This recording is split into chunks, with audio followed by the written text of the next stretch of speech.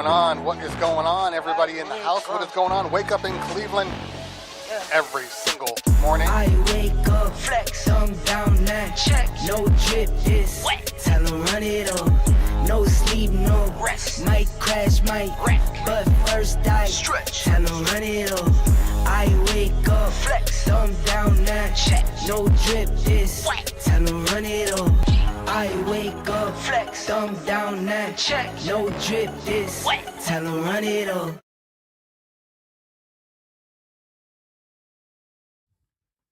What is going on? What is going on? Wake up in Cleveland. It is a fantastic Thursday. Fantastic Thursday. Let me get some more angles here. There we go. It is a fantastic Thursday. I guess it's relative to how fantastic it is, depending on who you are. But I got nothing to complain about today. Well, I have some things to complain about, but nothing that we should really be that worried about. So I think we all have things to complain about on a daily basis, but we choose to decide if it's important enough to make special in our day. Today, we are having a normal DJ Tech Thursday. We'll talk about stuff. We'll talk about DJ stuff. I will probably go on to some sort of a tirade. But who knows? That's what's fun about these shows. You never know what you're going to get. And today, I absolutely do not know what we're going to get. You know, I just realized I'm wearing the wrong shirt. We're going to have to switch this shirt in a minute. Just because. Let me move the chat over so I can see exactly what's going on here.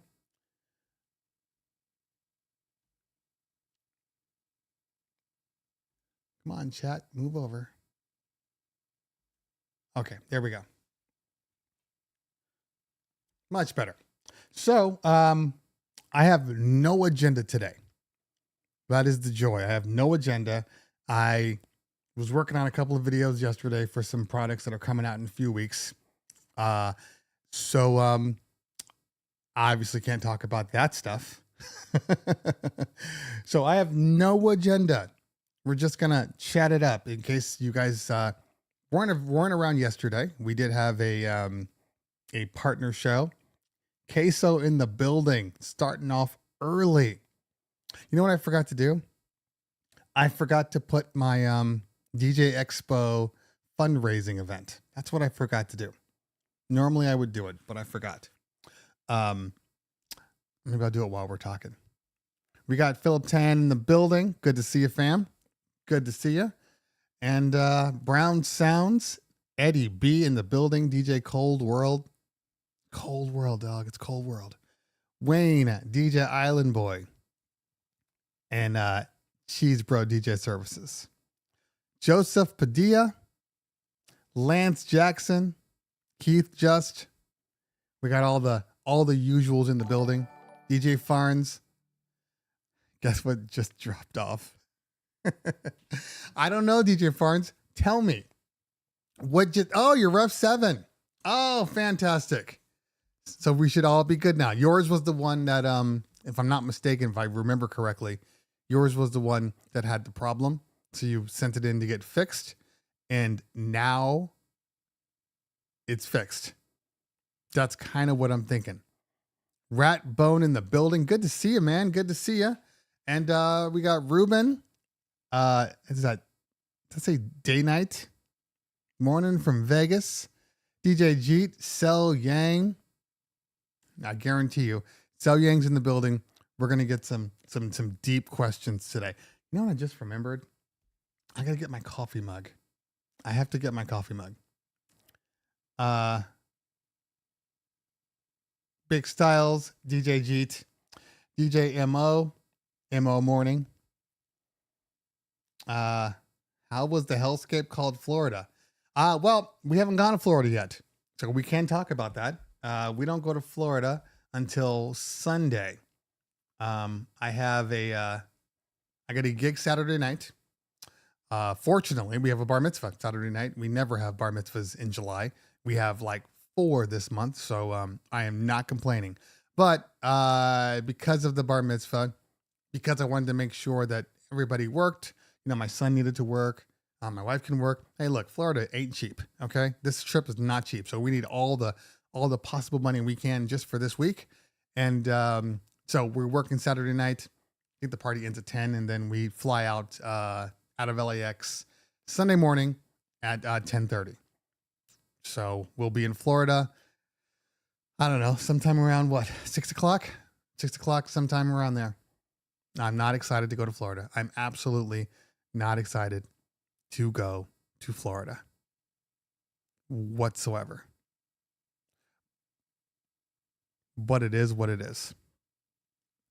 It's dumb, but it is what it is. Let me see if this makes no difference. Okay. So I will be in Orlando for any of you that are wondering. I feel like I'm not balanced, but it looks like I am. I just feel like I'm not balanced. Are you going to be robbing the mouse? No, the mouse is going to be robbing me, Radbone. So we're, okay. In case anybody doesn't know, and I got to warm up my coffee, so this is driving me nuts that my coffee mug is about to die. I got to plug it in. So we are going to Orlando this time. Last year, we went over Thanksgiving break, and we did a whole Disneyland trip. Good time. It was a good time. I'm not going to complain. I hit all the major theme parks, all of them, multiple times. We were there a week. At the end of the week, we both said to ourselves, we don't need to go back. I think we were good. We've seen enough.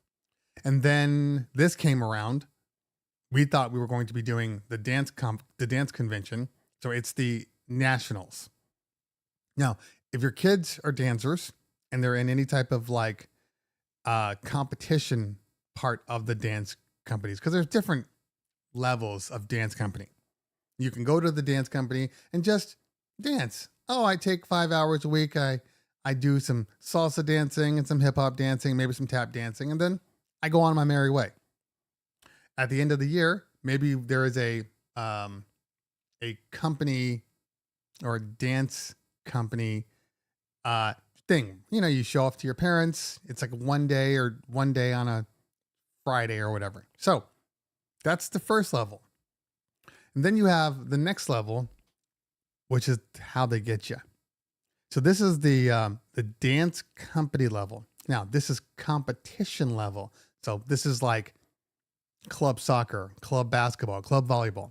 Now, this one, you're going to multiple competitions every year.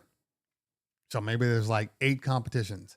And then the last competition is nationals. And nationals can be anywhere in the world. Let's just say in the United States. Normally speaking, at least from the dance company that we used to be at, it would either be in Vegas. I think they had some in Florida too, but the families, the parents were like, I don't really want to go there. So I think they had one in Texas, San Diego, Vegas, and then Orlando. So basically, we've never had to go anywhere but Vegas. In Vegas, okay, I can drive there, and it's 5-hour drive, hang out, drive home, easy. This company that we're at now either goes to San Diego or they go to Orlando. I would have rather gone to San Diego. San Diego is a 2.5, 3-hour drive. That's fantastic. How many dancers are competing in the nationals? Thousands. Maybe it's probably a good 3,000 to 5,000 people competing. Because even with the normal competition events, now we're dealing with like out of 500, out of 800, somewhere around there. I think the last competition they did, I think total there was like 1,200 kids. And then it gets broken out by age, by discipline, and then an overall. So my son, who's a very, very excellent tap dancer, he typically places, usually just in his age group alone, he typically places like top 3, like every time. Oh, so I'm sorry, I forgot. So you have age, you have discipline, then you have age group overall. So let's say he's a tap dancer. He'll compete, and then he'll win. Oh, the tap in his age group. But then there is a overall best, and then he may win that. So it's so it is it's a lot of work, but he's very talented. She's very talented. She's now finally coming into her own. She's only 11. So she's finally coming into her own, and they win. They're good. So we hope to see good things. These are kinds of things that, will help get him into whatever school, whatever it might be, because he's in 11th grade now. This is going to help him transition into there. And then he can go off because he really wants to be a choreographer. He wants to be in that industry. D-Star says maybe you could have worked out a deal to be a sound guy there. So yeah, no, they have their own people. The thing about these is it's a very tight knit group, and I'm obviously not going to be a sound guy for Florida. That's going to cost them way more money than having somebody there. But in general, they have their set people that they use, and no matter when you go, you can always guarantee you're going to see the exact same people. And hey, if it ain't broke, I wouldn't keep changing, And I've said this before, the problem with nationals is not national. It's not even Florida. Like, I'm okay. Yeah. Did I have to spend like close to $3,000 just to get my family there? Yes. Does that bother me? Absolutely. But the problem is we're there for 10 days, 10 damn days. The problem is scheduling. That's the problem. Absolutely scheduling. I probably told the story, so I'll tell it quickly. But when we first started going to competitions, we started over the pandemic. The kids have been dancing, but the competitions they were in were different places. Like our first dance studio never traveled to Vegas because they knew how much of a financial burden it would be on the people. So they would just keep everything local. They would go to like San Diego and things like that. Then we moved to another company, and it just so happened they do go to Vegas and then Orlando. But the year we were there, they only went to Vegas. Or the 2 years. So the first year was during the pandemic. We went in 2021. And first year we got there, it was, another, I think it was like 8 or 9 days. But it made sense because they were trying to spread out the dances and keep the numbers low. So if you have, 3,000-4,000 people, it's going to take a minute. So they would break it up. But that also meant, though, was your kid would have maybe 1 or 2 dances. And let's say like my daughter, she has like 9 dances. Okay. 9 or 10 dances. My son has 4. What that means is every day they would have like 1 dance. 1 dance on one day, maybe a dance in the morning. Cause my kid has they put the kids, the younger kids early. I don't know why they do this. It needs to be like right in the middle of the day. Because it'll go from, 8 in the morning until midnight, and they'll have dances the entire time. So they have dances, and then it's not just one room. So I know people are like, well, it's like three actual rooms that they're all competing in. So there's plenty of space, but they'll do 1, and then they'll do maybe 1 at night. And then the next day they'll do 1. So you're there because they're spreading it out, but it made sense. Pandemic, keep people safe, keep it spread out, have small groups. Got it. I understand. Fast forward to the following year, the exact same time. And I'm going, wait a minute, why is it the same now? Oh, shouldn't it be faster? Shouldn't this should only be like 4 or 5 days? Like we should be just like knocking it out. No, it's the same. So I'm pretty sure that these dance conventions have financial relationships with all of these hotels, and they keep us there to make more money.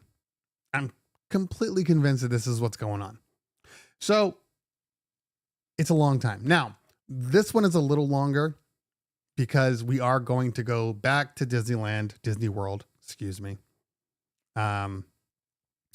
Monday and Tuesday, and then we fly back on Wednesday. So add that super expensive ass thing to the list. And couple that with the fact that in July, we are slower company-wide. So, the money's not there like it normally is. It's just bad timing across the board. Just across the board. I wish there was a way around it, but there's not. Just bad timing. So, we'll be there. I think it's going to be 105 degrees. What is the temperature going to be in Orlando? What is the temperature going to be in Orlando? Let's take a look. I'm sure some of you know already, since I think some of you live there. I don't. And I would never plan on it. Okay. Orlando. It is. I love how it's raining. Okay. Sunday. Well, it's going to be raining Sunday, Monday, and Tuesday. It's 95 degrees, 95. So it'll be 95 to 98 the entire time. I'm sure humidity will make it, oh, look, 101. Joy. That's why I'm not bringing anything. I'm literally bringing shorts and t-shirts, and I do not care.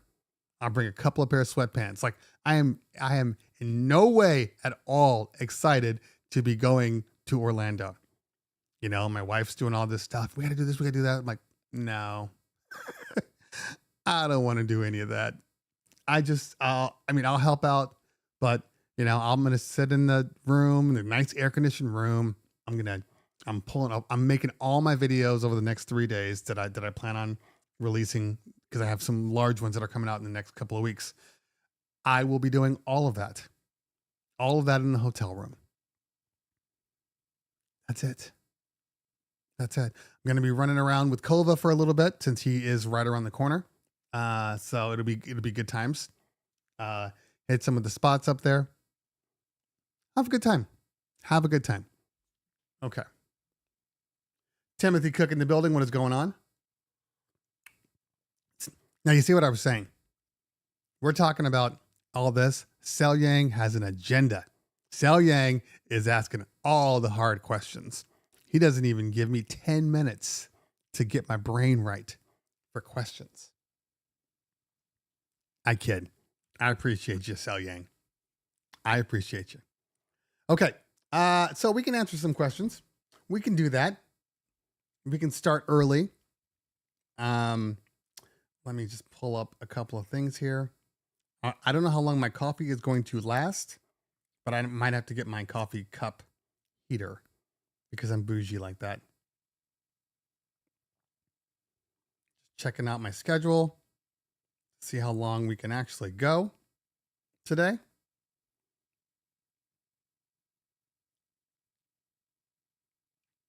See, just yesterday, I had nothing on my schedule. Now I have 5 calls. Don't these people take vacations?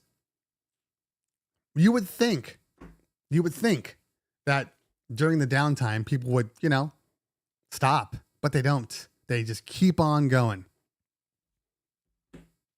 I want just a week where people are, look, and these are my calls today. This is what I'm talking about.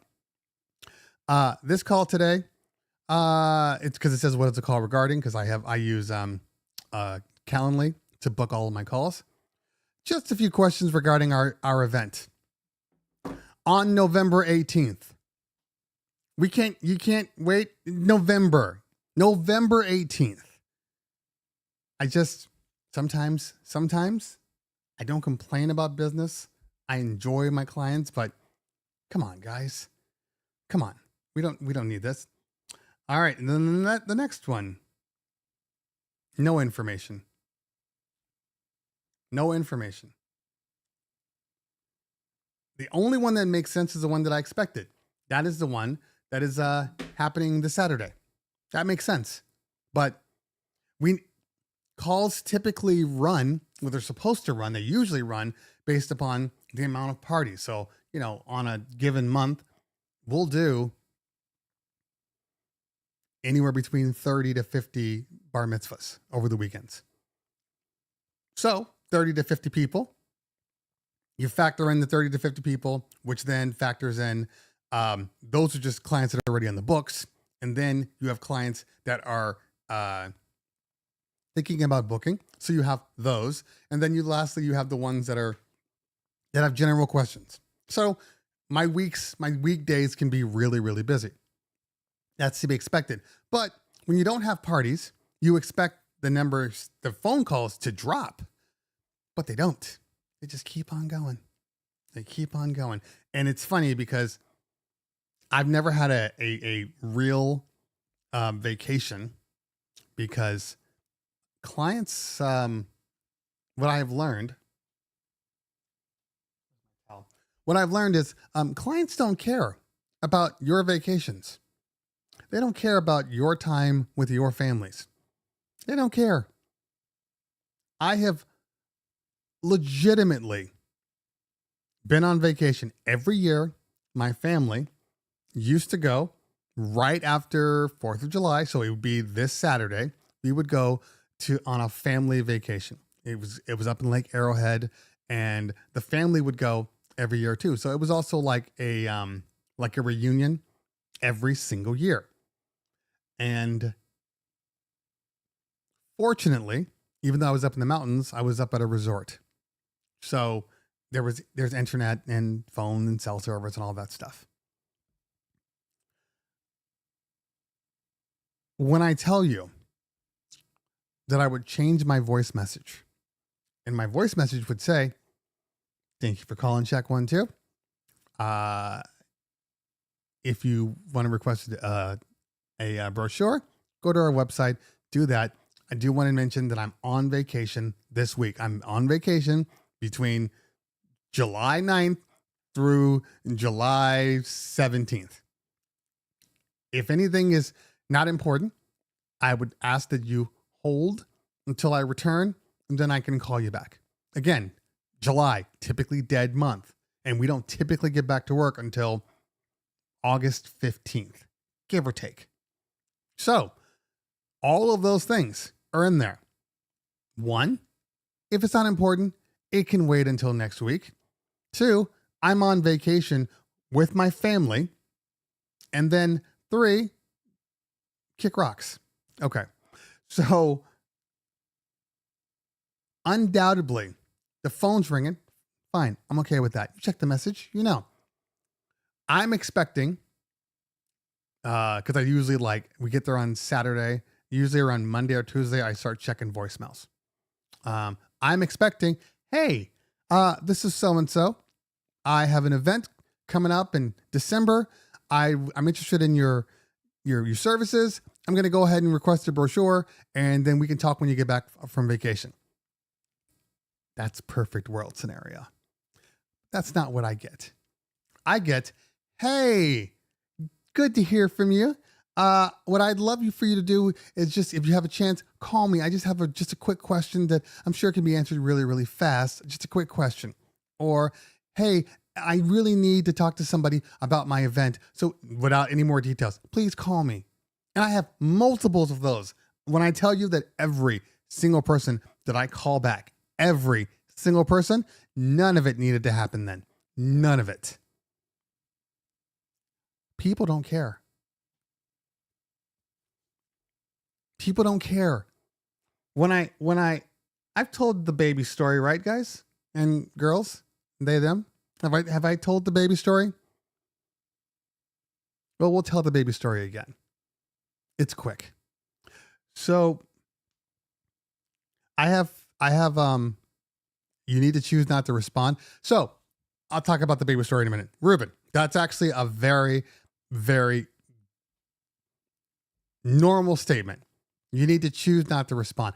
Here's the problem about DJ services, specifically wedding and bar mitzvah services. Okay, specifically those two. What we have found is, yes, we know we're in demand, and we know that people are going to call. We get that, but when you're in demand, a lot of people will kind of say, "Hey, we can wait. They are busy. We get it." The majority of people are not like that. The majority of people are basically the ones that say, "Hey, I'm looking for a DJ." They call you, but they've also called 4 other DJs that their friends recommended. So if you wait a week, 10 days to call them back, if you wait a week to call them back, they are probably already booked. So it is a double-edged sword. It's dumb. But it is what it is. Everybody believes that every DJ, once they get to a certain level, are the same. So I get it. I'm not here to say yay or nay to that. It is what it is. So you at least have to start the initial conversation with people. They need to be able to hear your voice. And they don't care about how they do it, even though you're on vacation. Please don't tell the baby story again. I'm telling the baby story. So I have 3 kids, and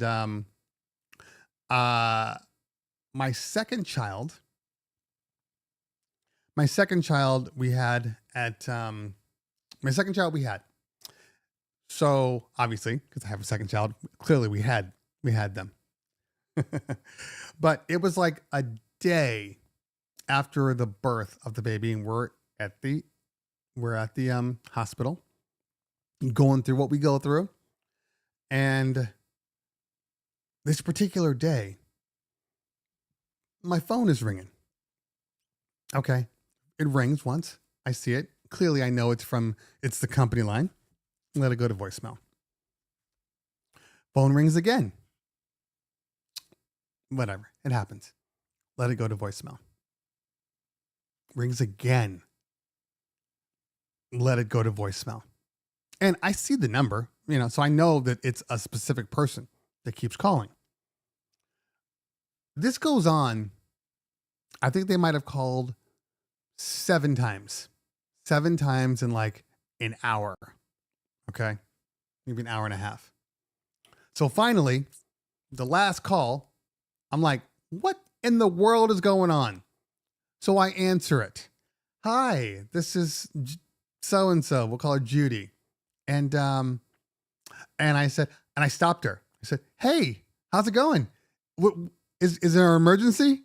She said, what do you mean? I said, well, I have been here and I keep seeing the phone ring. So I'm thinking something must be wrong. So what's going on? Do I need to call the doctor? Do I need to call the police? What's going on? Like, have you been abducted and you're in the trunk of a car, and for whatever reason, I'm the only number that you know, so you keep calling that number? Is that what's going on? Are you being abducted? Or I need to call the FBI? And so I'm like, yeah, what's going on? Oh, nothing. Oh, well, that's weird because you kept calling. So I assumed that something was really, really important. Well, I have a bar mitzvah coming up, and I needed to ask some questions. I said, okay, fair enough. When's your bar mitzvah? Because I'm going, clearly it's last minute. Her bar mitzvah must be happening in like a month. And she's like, oh my God, I need a DJ. I'm calling. And hopefully you're available. Let's go with that. No, her bar mitzvah is in 16 months. That's almost a year and a half away. And the moment she said that, I said, I'm sorry. So why are you calling so much? And she said, oh, well, I just need to ask some questions. I said, did you listen to the voicemail? Because I was visibly annoyed, and I wasn't going to sugarcoat it because of some idiot. I said, Did you listen to the voicemail? Oh, yeah, it said something about having a baby. Yeah, I'm in the hospital. We just had our baby. And she starts to fumble her words. Oh, oh, well, and I kid you not, this is the actual sentence out of her mouth. Is it your first baby? Now, this has a double meaning, okay? Okay, the logical way to break it down is, oh, she didn't know that I was having a baby, so she's excited. Is this your first baby? Oh, that's really, really cool. No, that's not what she was saying. She was saying, is this your first baby? Because if it's not your first baby, the new car smell doesn't matter anymore. So you should be able to take phone calls. That's what she was really saying. And I said, no, it's not my first baby, and I don't see how that matters. And the moment I said that, she was like, oh, no, that's not what I meant. Yeah, you did. Yeah, you did. I'm not an idiot. I'm pretty good at reading people, and I'm reading you like a book. So I answered her questions, and then I said, I won't be taking any more calls until I return. Oh, okay. And then that was it. That's how I knew that people don't care. They don't care. They don't. They like you, you know? I mean, don't get me wrong. Look, there's some people that clearly care and understand. I'm talking about the masses. The masses of people only care about themselves. We did do the gig. I didn't do the gig, but we did the gig. That's one of the joys. I don't do bullshit gigs anymore. One of the joys of owning a multi-op. If you are difficult, I'm not going to be there. I'm not going to be there. And I've had we are at a position now where fortunately we can pick and choose the events that we do. We don't need every event because typically speaking on a given Saturday, there's 5 to 7 events. So we can pick and choose. I don't say no to people too often, but there are some people where I just see red flags. And I'm just like, nope, this isn't going to work out. We are not the same. Your idea of what you need is completely different than my idea of what I can provide. And I'm not going to change what I provide just because you heard that you had to book us. You know, there's a lot of people out there that will go through and they'll talk to people. And then they'll say, hey, yeah, you got to have this company. They're amazing. And make sure you ask for this person specifically. Now, I know all of my people. I know all of my MCs, all of my DJs. I know what they're good at, what they're not, and what parties they're going to excel at and which parties they're not. And when a client calls me and they start telling me all these things, oh yeah, well, it's 70 people. Okay. That already knocks off a certain amount of my MCs, you know, because there's certain MCs that just do better on larger parties or don't want to do the smaller parties. Okay, cool. These are now my available people. Oh, and then it's here. Oh, and then we want to play a whole bunch of games. Oh, and it's a day party. Oh, and you're one of the vendors out of, 30 vendors. Okay. So all of these things are dropping down who I'm going to send to you. You know, by the time it's at the bottom, you might be getting one of my newer people because they don't have to do anything. But then they start getting demanding. No, I was told I have to have this person. Well, this person's not available. Well, then if I can't have that person, then I don't want anybody. Then you don't want anybody because you're telling me, and I tell people, what you're telling me is you have 70 people. This person that you want, even though somebody said they were great, it's not going to be great on your party. And it took a long time for people to understand, more importantly, that I'm telling the truth. Because a lot of people think that when you tell them, oh, you don't want that person, you want this person. A lot of people think that you're telling them that you just, that you're trying to push them off to somebody, to another person. Oh, you don't want to give the good person to me. You're going to push them off to the mediocre people. No, that's not what I'm doing. I'm putting the right person in position to succeed on your party. That's the only thing I'm doing. We do not market. We don't have Instagram sponsorships and Facebook sponsored posts and we're at the conventions and all that. We do none of that. None of that. Every single booking, 500 bookings a year, every single booking is 100% word of mouth or they saw us at another event. That's it. That is it. So I would rather not do your party and have less parties that weekend, but have good parties than take your BS party that might have people complaining.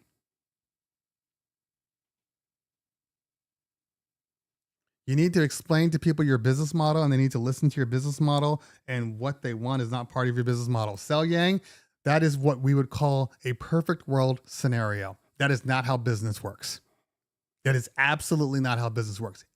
Every business that starts wants it to be that way. I am a business. This is what I do. And if you don't like it, you'll understand. And then we will work around it. That is not how business works. Business is like, hey, I need this. I need this DJ. And I know you guys are good. Great. I want to book you. Okay. Now I want you to be like that other DJ that I saw too. Well, that's not what we do. But yeah, but you can do it. You can do it. That's business. That's business. People are always trying to put you into a different box.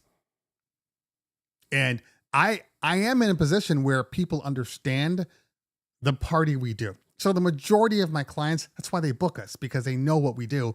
So there is no question, across the board. I don't want to take phone calls. Okay. There is nothing you can do to get around it. It's time. It takes time. And you're going to get hurt in the beginning, because every time you change a business model or the business model goes against what everybody else is doing, you take some hits at first. But as long as you are consistent, you'll be able to change sides. Perfect example. Before the pandemic, we had two different major things that were happening. One, people would request individuals. Fine, you can request them. The problem is people that requested an individual confused request with guarantee. So anytime they requested somebody, if that person for whatever reason became unavailable, and remember, our clients are booking, 1 to 2 years in advance. So who's to say that they're even going to be a part of the business in 2 years? We don't know. But let's say we get around to their time, and then, 3 months or so, people are like, oh, I'm not going to be working anymore. Or I'm not working that day. I'm going on vacation. And we tell clients this. And when I tell you, they used to lose their shit. You promised me this. You guaranteed me this. No, we didn't. We requested it. It's in my contract as a request. Did not matter. They did not understand. Okay. So when we came back from the pandemic, we changed the rules. We had 2 price points. 1 price point for everybody. Okay. And then you could request somebody, but they're not guaranteed. And then we had a guaranteed price, and then we have a guaranteed price point. That price point is more expensive, a lot more. Now, it's more expensive for a couple of reasons. One, because we pay those individuals and the crews more because they deserve it. Obviously, if somebody's like, I got to have that person, they're of value. Okay. So we pay them more. That's the first reason.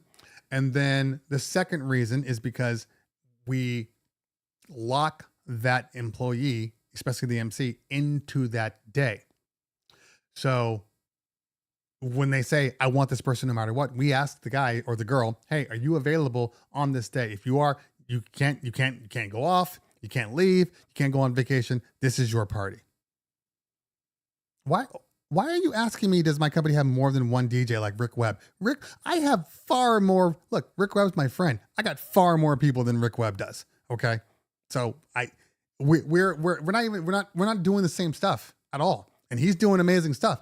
in his thing. He does a lot of weddings. I do bar mitzvahs. It's a different model than weddings. But I don't need to compare myself to Rick. And again, he's my friend. Neither one of us need to compare ourselves. But the difference is, Pablo, so there is a request and then there is a guarantee. You pay more and there is no, oh, well, can we talk? No, this is the price for the guarantee. If you can't afford the price, then request. And this way we know who the big ballers are and who aren't. And if you want to play in that league, you got to pay more. And look, guys, this is the way the world works. If you've noticed, people spend more money on things just because they're more money. A lot of things out there are just, well, I can afford it and you can't. Therefore, it's good for me. That's a subtle flex without even flexing. Okay. Oh, yeah, I booked checked 1, 2. I did, but I booked this person on the premium. Sometimes that's all it takes. So in doing that, it did a couple of things. First off, it pissed a lot of people off. It pissed off specifically a lot of our returning older clients, like repeat clients, 3P clients. It piss off might be a strong word, but a lot of people got offended that we did this. So I had to spend a lot of time communicating to these people. First off, the same thing would have happened before. Okay. You just didn't realize it. What we're doing is we're leveling the playing field for everybody. Okay. So if you request somebody, they're not guaranteed. We're no longer in a position where if we tell you that person isn't available, we take crap. Because now we can be like, no, well, it's a request. And that's why if you wanted them guaranteed, you would have paid the guaranteed money. And for the longest time, we started getting this negative spin when people were calling and they were like, well, I understand that I have to pay, the best people cost more money. And I had to correct people. No, the best people do not cost more money. The best people are just as available as the other people. And I don't have bad people. So this is a moot point. The whole point of us doing this is to remove our liability to it. If you want them, not everybody's good. So it doesn't matter who you get from me, but this allows us to have more flexibility. And I had to explain this to a lot of people. Then finally, they started to understand. Now, what is the important thing that comes out of this? I'm not locked to putting a MC in a position that they could be doing a better party. Okay. Because then we have these 70 people, 60 people, smaller parties, and we have these 400 people parties. Okay. I want to put my absolute best people, the ones that can run this thing, into the larger parties, because the larger parties have more eyeballs. They're going to get more.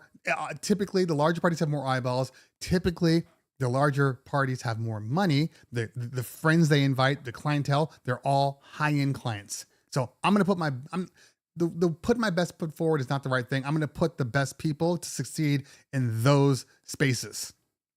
If you have a 70-person party, 60-person party, there is you don't need the same level, and the same expectations are completely different with a 70-person party versus a 300-person party. Completely different. So after explaining this over and over again, and then people starting to understand that, oh, yeah, you can still request them. And we have little stepping ladders for people that are like, oh, it's kind of expensive, I don't want to do it. I'm like, well, fine. Put you down as a request. And then if somebody else wants that person and they want to pay the premium, then I will say, hey, this person wants this MC. You're only a request, so you can lose them unless you book the premium. What do you want to do? Now, onus is completely off of me. I can hang up that phone completely fine because I didn't make the choice. They did. I am not responsible for them not getting who they want. They are. And that one little step alone has made my life so much easier. Also, I have certain MCs like my partner who's like a top requested MC. It works all the time. And they always pay the premium for him. Great. But when clients are like, tell me about your party. Oh, it's 120 people in my backyard. Two things are occurring. That's a waste of his talent. And I know he doesn't want to work those parties. I absolutely know he doesn't want to work those parties. So because of that, I tell people, yeah, he's not going to be available. He's only available under premium. Because at least if it is 120 people in a backyard, at least they paid the premium so he can go into it with a different mindset. Okay, so that's the one thing. And here is the final solution for that. After, let's see, we started this, it's 23 right now. We started this at the tail end of 21, maybe 22. Yeah, 22, like the beginning of 22. It took about a year of people giving us trash. Well, so-and-so doesn't cost us much. Well, this and this and this and this and blah, blah, blah. And the way I could turn it around on them, because they were always like, well, I want to request this person. Fine. I want to make sure that he's mine. I want you to guarantee me he's mine. Oh, okay. Then you get to pay the money. Well, I don't want to pay the money. Then you don't really want to guarantee. So, the solution, the outcome of what I experience now. Yeah, we still get the couple of people that are like, oh, I heard you charge for premium to get the best. We get that, and I have to explain. But in general, these are my conversations now. Hey, so we want to book you guys. Okay, cool. Well, I'm sure you've seen the both price points and, which one do you want and blah, blah, blah. Oh, well, we just want the requested one. Yeah, we know all of your people are good. So just, whoever you want, or I saw this person. If he's available, great. If he's not available, I'll take any of your people. I know they're good. Bam. You see where we are now? Flexibility to make changes on the fly. It took a year of dealing with a whole bunch of BS. It took a year of having to explain to people why we do it a certain way. But now we're in a much better position. Thank you, DJ Farns. Appreciate that. Thank you. So that's why you do things. If you're going to make a choice to change your business model, make it make sense and stand by it. You have to stand by it, because if you don't stand by it and you drop your price and you do this and you do that, people are going to talk, and you're going to be that person that if you bitch enough, they'll come down. We don't. We're professionally speaking in a way that just says, yeah, these are our prices. And when they're like, oh, well, I can't afford that. Don't worry about it. You're fine. I got a lot of people. that are great, or, oh, I want to book this person. Well, you know what? They may not be available. I'm just going to send you all of our people just so you can understand that they're all good. Tell me what you're looking for. Tell me about your party. Oh, okay. Well, trust me when I tell you, these 4 people are going to be amazing on your party. You're going to get one of these people. And if they're like, I want to do the request, I tell people, well, the request, for the most part, yeah, you can request a person. That person's probably going to be on your party. But I flat out tell people the ones that will not be available without a premium. And they're totally fine with that.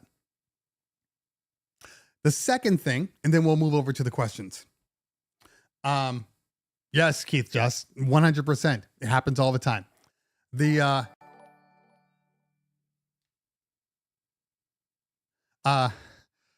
second thing is Calendly. We take credit cards, DJ Dell. We take credit cards, Venmo, Zelle, PayPal, checks. We take it all. We're a full service business there. Okay. Secondly, Calendly. I couldn't handle the phone calls. Couldn't handle the amount of phone calls or people telling me that, oh, we've been playing phone tag and I can never get a hold of these people. They're hard to get a hold of. That was the kind of story behind this. Oh, they're great, but they're hard to get a hold of. So I was like done with that. So after the pandemic, we moved to Calendly, and our phone calls basically say, we don't answer phone calls anymore. If you want to, first thing you need to do is go request a brochure. After you get the brochure, the system is going to automatically tell you, hey, when do you want to talk? Click on this link and book a time available that's best for you. Not best for me, best for you. An entire year of, what if I just need to call you? What if I need to do that? Well, you can text the phone line. You can email us. You can schedule a phone call. The scheduler can literally book you a lot of times that day or the following day. So if it books you the following day, that is legitimately the same thing as somebody calling. You're not available. They leave a voicemail and then you call them back the next day. It's the same thing. But people in their minds are like, no, but I need to get a hold of you. I can't get a hold of you. No, you can, but there's just a couple of more steps. Now, why did I do this? Because I was sick of playing phone tag. And I was sick of playing phone tag to the point where people were like, they're hard to get a hold of. No, we're not. We are busy. That is the issue. We are busy. You are one person. Party planners are the kings and queens of, you're just hard. No, I'm not hard to get a hold of. You only have one party this month. I have 40. So don't tell me that we are the same. We are not the same. So this is the only way I can get around all the BS calls, all the people that are just like, I just have a quick question. Put it in a damn text message. Put it in an email. We don't need to have a phone call for this. And when you give that extra step and now it forces them to do a little bit of work, a lot of the things that they used to expect, and their expectations changed. It was the same way when I first started the company and people were talking to me about, hey, come to my house for the meeting. You know what? Our kids are we're getting our kids ready for bed. My husband doesn't get home until 6 o'clock. Can you come when my husband's home? Blah, blah, blah. So I would spend all day long, 9 to 5 at work, and then like 5 to 10 meeting with clients because everybody, you had to meet with them. Nobody wanted to do, Zooms or any of that. And nobody wanted to come, to your office. So we didn't have an office then. So we would go to their homes. Sucked my entire life away. When we finally got our office about 7 years into the business, people were like, hey, yeah, we need to do a face-to-face. Great. Here's my address. Oh, wait, my address? Oh, you're not going to come here? No, I have an office. That's why I have an office. So you can come here. Oh, well, it's going to be a little tough because we got to drive through traffic and I got to do all this. Yeah, I know. That's what I used to do. I'm fully aware of what takes place. You know what? A Zoom call is fine. Oh, is it? A phone call is fine. Oh, is a phone call fine now? Great. So after, it mostly was phone calls. Nobody wanted to do Zoom. Nobody wanted to do that. It's impersonal. I just can't get a feel for you. I need you in my house breathing my air so I can really understand you. Then the pandemic came. And then the clouds opened up and the sun came down and I felt the heat on my face and I knew I was in heaven. That changed my life. Absolutely changed my life. I got so much more time back. So much more. So, ultimately what I'm saying is, coming back around, we were hard to get a hold of. Nobody wanted to, to schedule a call. Everybody wanted to have their calls answered immediately and their questions answered immediately. When I first started that rule, everybody fought me. Why is it so hard to get a hold of you?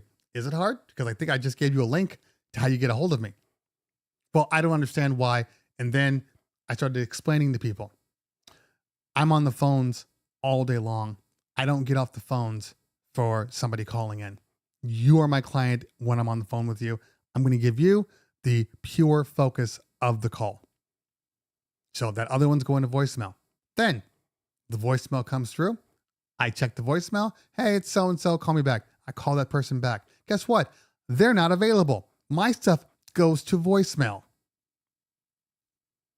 And then a couple hours later, they call me back. You see this cycle? This cycle is stupid. This is not a good use of anybody's time.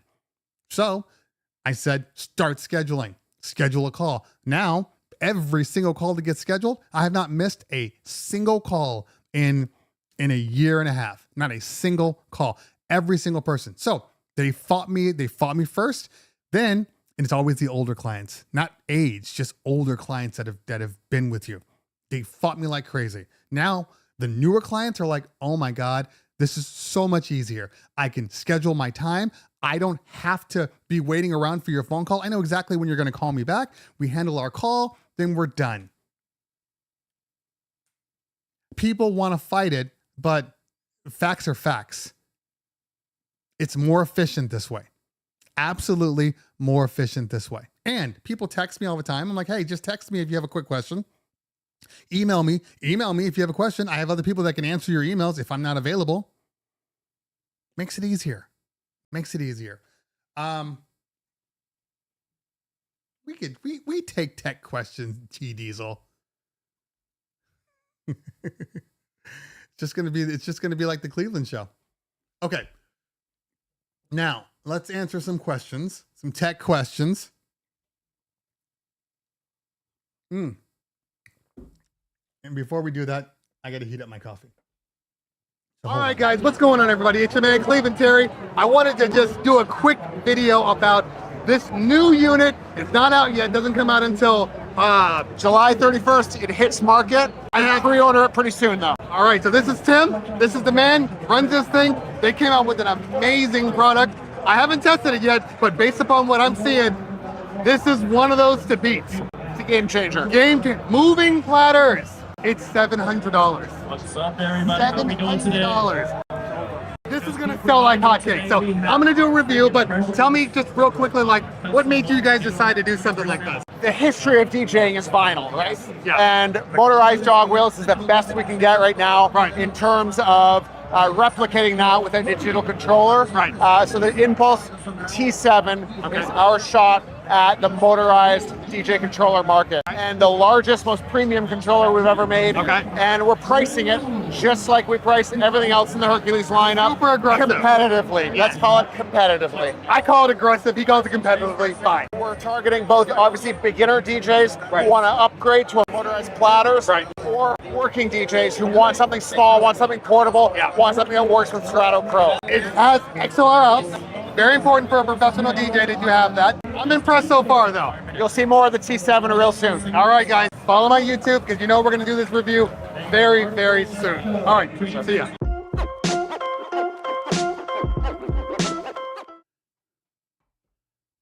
Okay, make sure it's heating up. Yes, it is. All right. Back to questions. All right, let's move this over. There we go.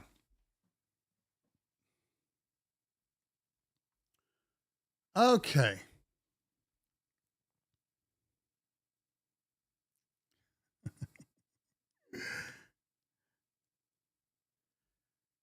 Okay, sorry, I'm going through the questions. All right, talked about that one. DJ Jeet says, sorry. What are your thoughts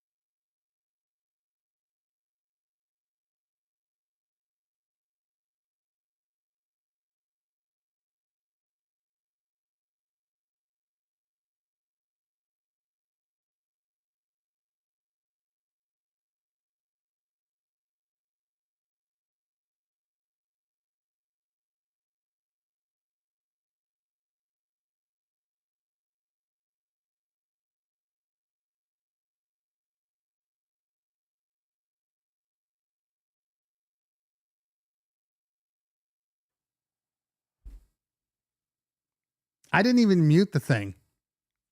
Oh man, I hate when that happens. I hate when that happens. And nobody texted me. Nobody let me know that there was no audio. How long was I out for no audio? It must have been a long time. That must have been like 20, 30 minutes. At least 20 minutes. Have I been down that long? I don't even know where I stopped to even talk about this. I have no idea. I have no idea. I'm not at the bottom.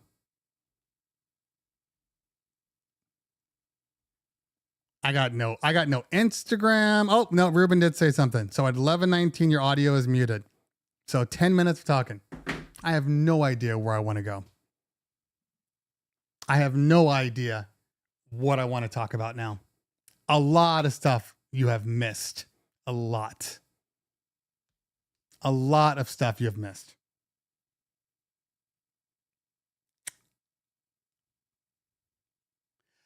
The reason that I didn't see my audio, is because I moved my chat to the middle of my screen so it's easier to read. And because of that, it's blocking my audio meter. So I didn't even see that it wasn't. My apologies, peeps. My apologies. That sucks.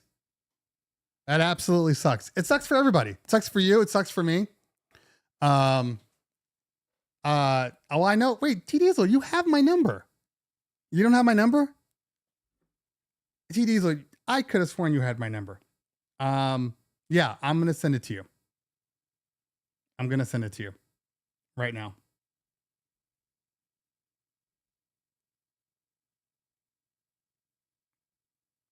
I always forget what your,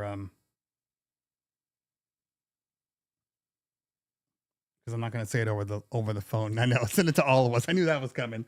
Why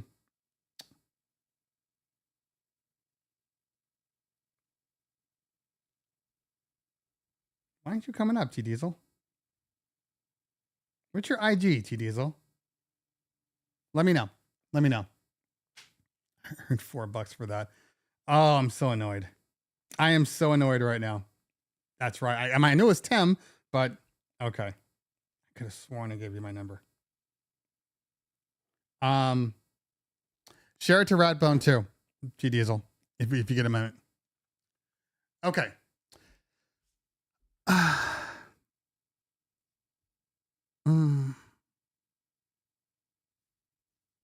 Okay.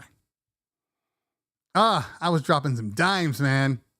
Dropping some dimes.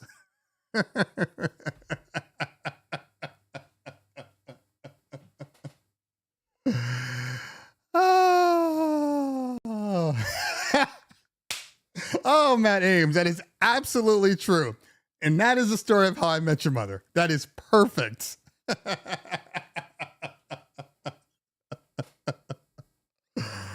Oh, okay.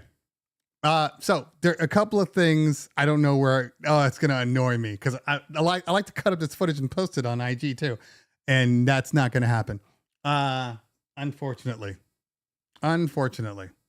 Damn it. You don't understand how much it annoys me far more than it annoys you. Far more. I got to keep my meters visible. I'm just going to move my audio meters completely to a different area so they're no longer blocking anything. Like so. Okay. I think this is going to help us. Yeah, that's better. That is better. 77 people stayed in the silence. That is amazing. That is absolutely amazing. Honestly. Okay. So I guess we can. It was the first question when it cut out. Oh, I know what happened. Okay. I don't necessarily blame myself this much then. This is not necessarily a fault. So what happened was I was answering the question, which I don't even remember what the question was, but I was answering the question and then I had to cough. So I hit the mute button to cough and then I hit the button again and it didn't release. That's what happened. I don't feel as bad now. I don't feel as bad. It sucks, but I don't feel as bad because I've done that stupidly. Like you hit the mute button, didn't even realize for like 20 minutes. Like I get that, but This one I did purposefully to try to avoid coughing on air. The one thing that I wish it did have, the Rodecaster, maybe it has it in the settings. I need to have a temporary button. I need a temporary button because it's a latch button right now. You hit the mute and you have to hit it again. I just want to press it down to just mute it out, and then when I release it, it goes back. Let's see if that's an option.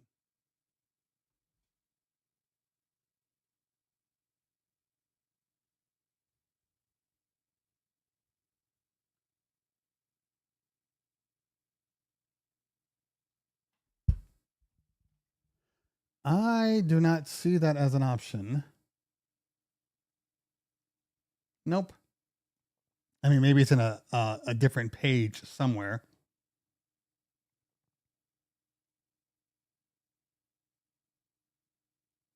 Yep, I don't see it.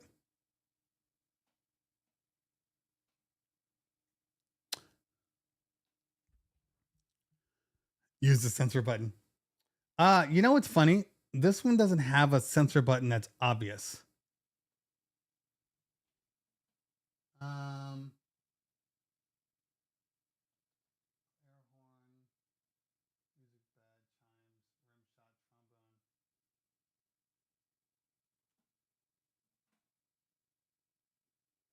the sensor button's on the second page. Why is that? Why is that on the second page? I assume there's a beep. I can't hear it right now.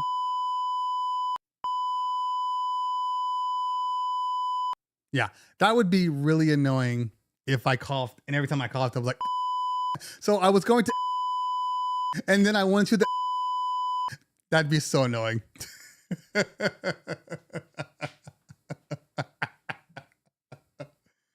Okay. I know I talked about the stage. I know I said, if we were talking about light up cubes, then if we're talking about light up cubes, then yes, we do have them. We own them. They do a good job. It's a good upsell, but they do take up a lot of space, because you really can't break down LED cubes, because you got to be able to stand on them. So they have to be able to support your weight, which means they're typically heavier and they're just a box. So remember that when you're putting them in your cargo van or whatever, they take up a lot of space. Okay.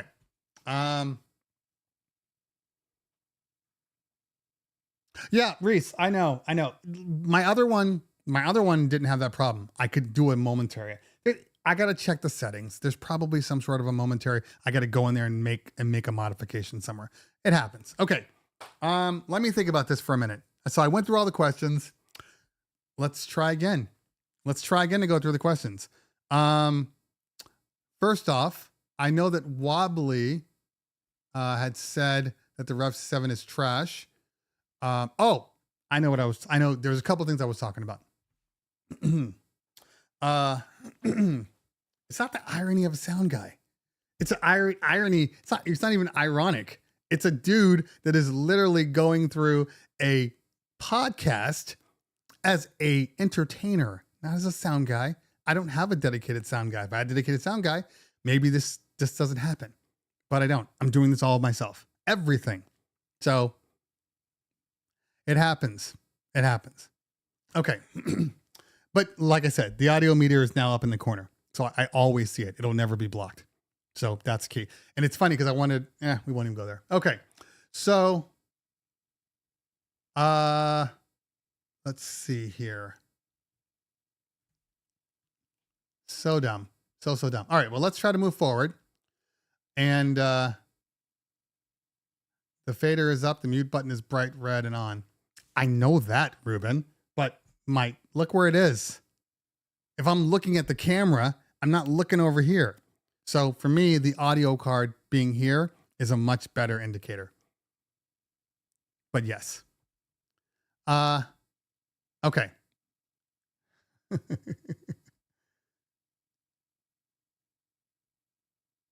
All right. So let's drop down to the bottom. There were a couple of things that I know that I talked about. A couple of things. One, probably the biggest point is I was talking to Sel Yang. Sel Yang had mentioned that, he likes I was going through the questions. That's really what I was doing the whole time. But he was talking about the fact how he likes specific DJs, and he was, all over Rick Webb. He loves Rick Webb. Great. Rick Webb is a friend of mine too.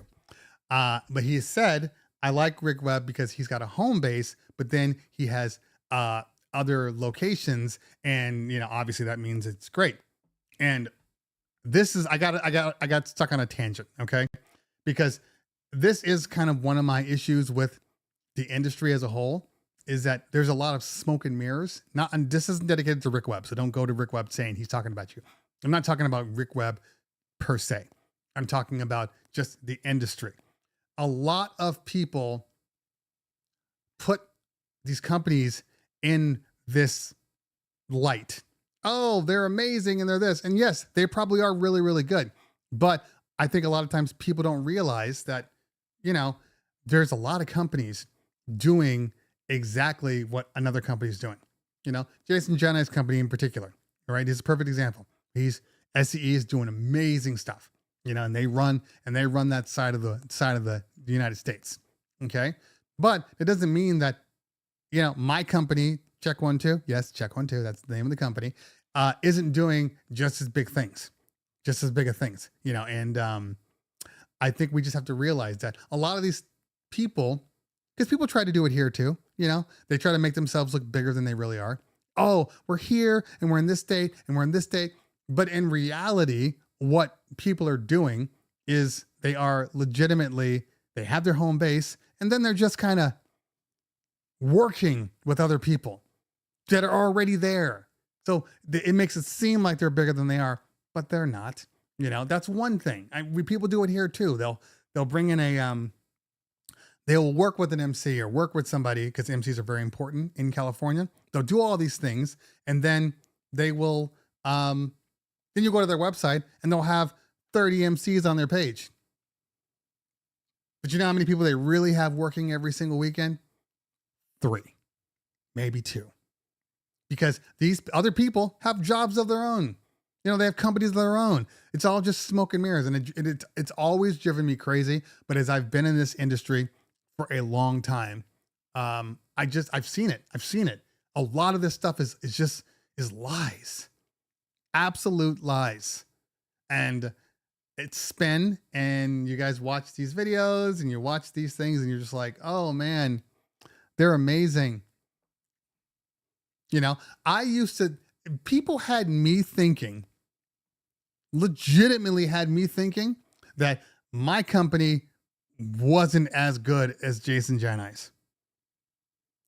Because Jason Jenai, first off, it's an East Coast thing. I don't know. You guys are a little more attracted to DJ companies and things like that than it is in California. I don't know why, but it is. So there are a lot of people that are like enamored, in love with Jason Jenai and SCE. Fine. Do your thing. Cool. But like when I interviewed him, and he was telling me about all his parties and I was telling him about all mine, people were like visibly angry that I had the nerve to put myself in the same box as Jason.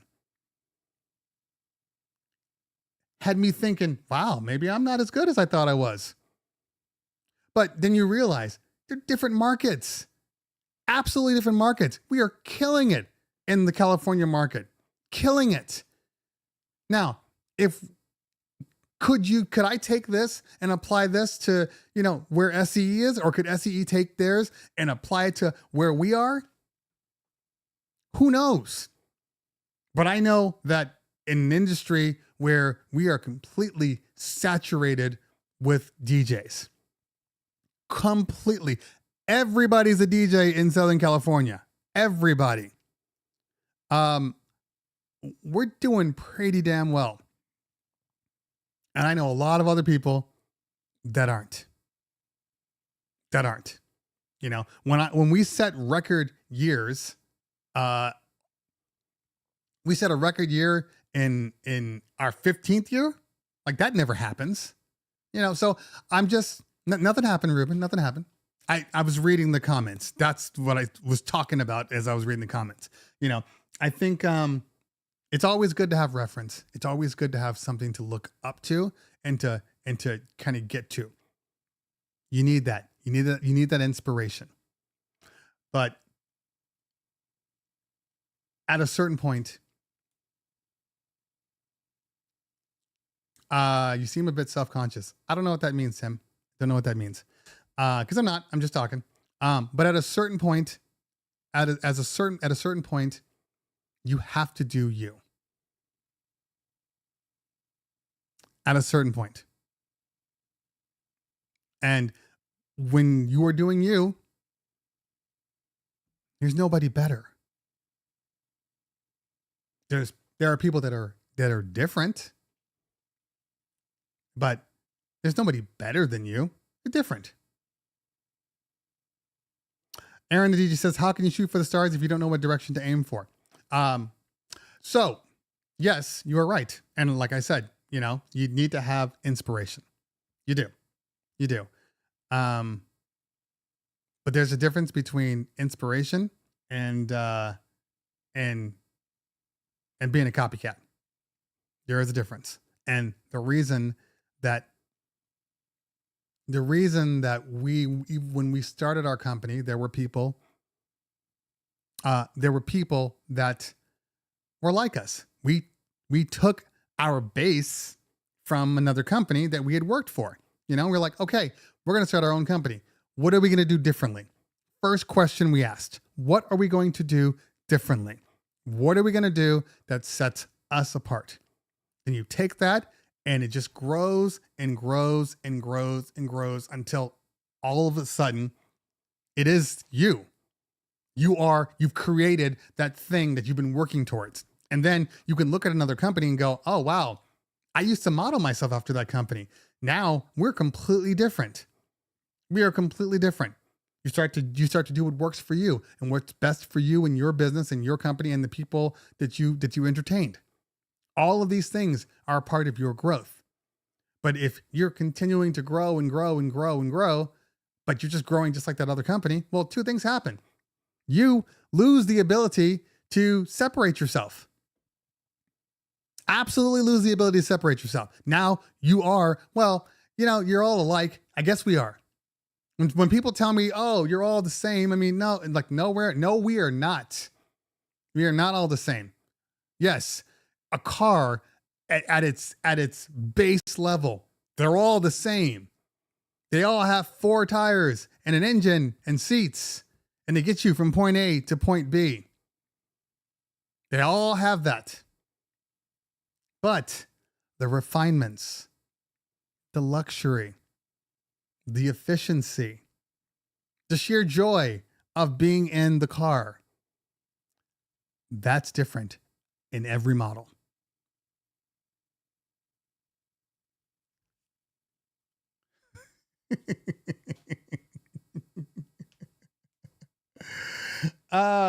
Okay. Pablo says, I lost interest in his channel and the other big guy. It seems like a long sales pitch with a bit of content. Yeah, I mean, I'm not one to tell people how to do things, just in general, but I feel what you're saying. Sometimes it does. I understand what you're saying. I do. And people are who they are. What is a good music pool site or streaming site? Beat Source, Tidal. I'm not going to say SoundCloud, but Beat Source and Tidal are the best ones in my book. I know there's a couple of other streaming services with like Virtual DJ. I'm not on Virtual DJ, so I don't know.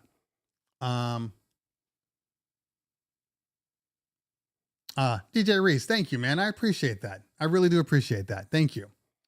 DJ Farns, can you talk about power when you're doing an outdoor event? Do you require to be within a certain amount of feet of a dedicated 10 amp circuit? Well, first off, I request a 20 amp circuit, not a 10 amp. Because depending on what you're using, you can pop that thing in an instant. But I do have I think it's 50 feet. I think it's 50 feet, somewhere right around there that I do. I don't force them to get a generator or anything like that. I mean, in this day and age, I think that back in the 1900s. Back in the 1900s, there weren't LED and like really there were some amps coming up, but like if you were anything like, us, you had some QSC amps or maybe 2450 and a 4050, and they were heavy as hell and big and hot, and they blew a lot of hot air. And then they started coming out with these more efficient ones that were super light and super small. And nobody wanted them because they're like, well, they can't be that good. There's not enough power. There's no way that they're generating that much power. So it was different back then. You had power cans, true, actual, like fluorescent power cans for your lighting and everything else. So you're taking up a lot of power. Like we had to make sure that, Xiao Yang, can you just stop for a minute? I'll get to your question. We used to blow circuits like crazy all the time. You'd have to know, okay, here's my plug. Where I need another circuit. Where's the other circuit at? So in case this power goes out, I can run a cord over to the next place and then get back up and going.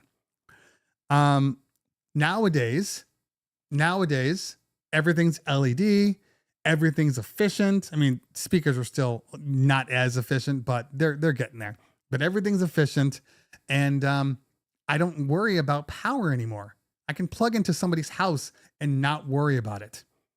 So yeah, I just make sure that I'm within a certain way, and then if it's certain length, and then I'll make them get an extension cord. I'm only going to bring a certain amount. That's just me though. Okay, Xiao Yang. I heard DJs in the past play the. I don't know what this means. I actually answered this question in the mute, and I'm going to say the same thing I said then. I don't know what your question is. You're saying a DJ is in the past is playing the beginning of a melody of the next song. So they have a cue point set up for that next song, and they're playing it in the background, probably on a loop, or they're continuing to hit the cue. That's my guess. When the current song is ending and the other one is still playing, it's on a loop. That's my guess. But yeah, any software can do that.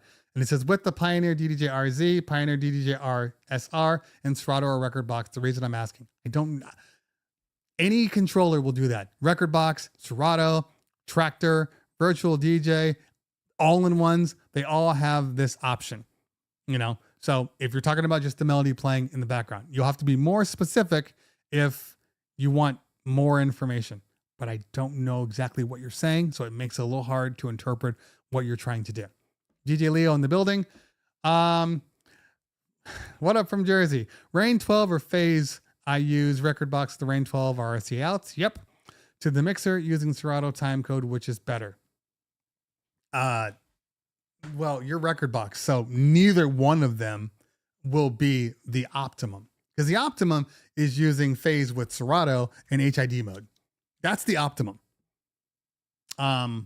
There's nothing better than that. You can just plug your power into the mixer. Literally into the mixer, like in the back of like an S7 or an S11, and then you're basically truly wireless. That's the best one. That's the best one. Are you on Thread? Not yet. I downloaded Thread last night. I did not go into it. Where is Thread? I know I downloaded it.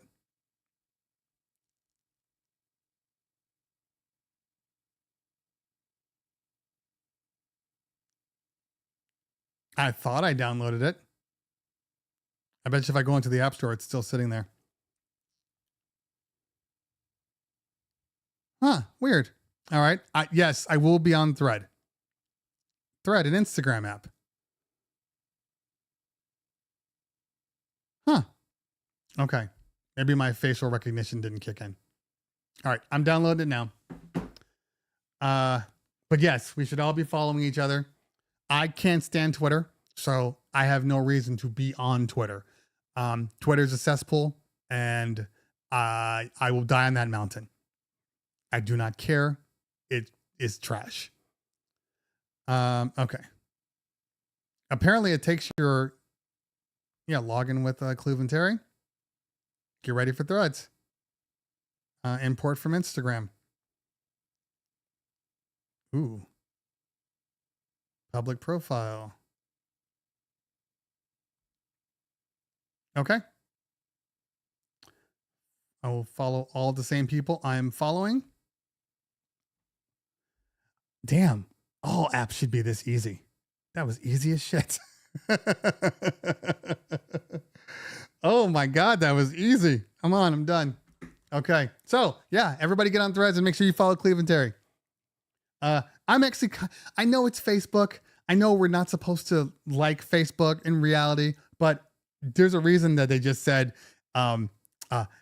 Threads an Instagram app, because they don't want people to associate it with Facebook specifically.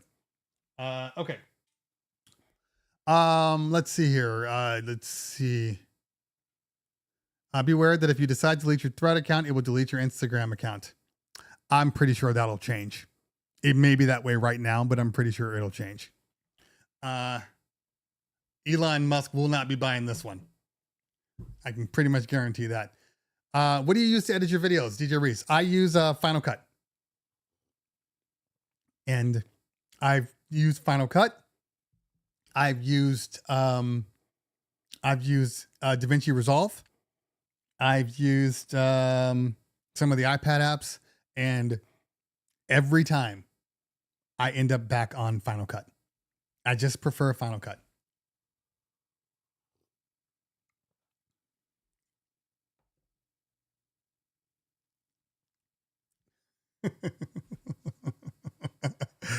Anybody's free to use Twitter. More power to them.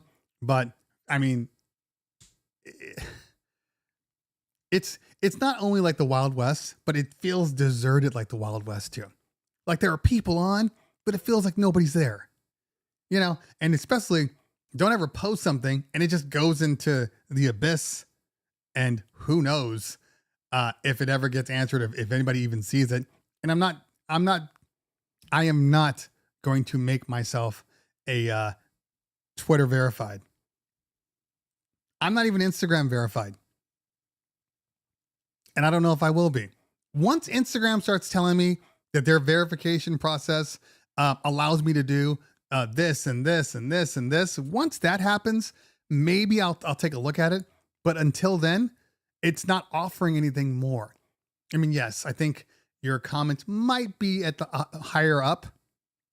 It might be higher up. I know that much. But in general, it's not providing anything yet. You know, if they told me that by being verified, your posts are going to get priority and they're going to be posted higher up and to more people. If they told me that, yes, I would definitely take a look at it. But right now there's nothing but, you know, Instagram service. Who cares?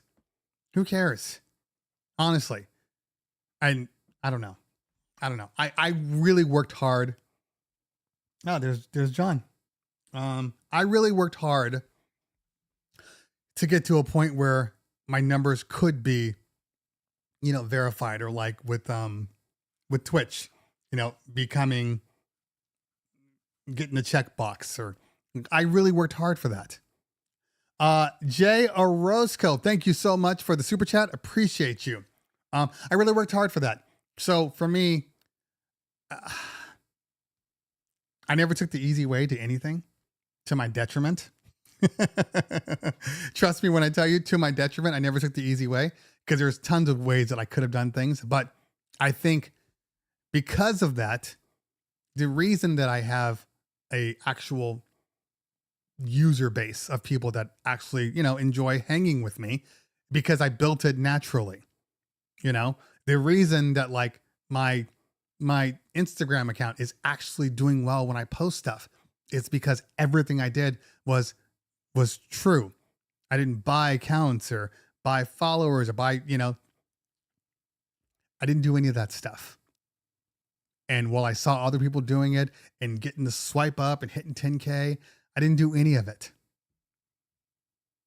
So I know, I don't know if it means anything. A lot of people are like, well, you should have just done that and been fine. But for me, it means something. It means something. And I've had viral hits. I mean, over the last 2 months, 3 months, I've gained 10,000 new followers on IG. And there's a couple of reasons why that happened. One, because my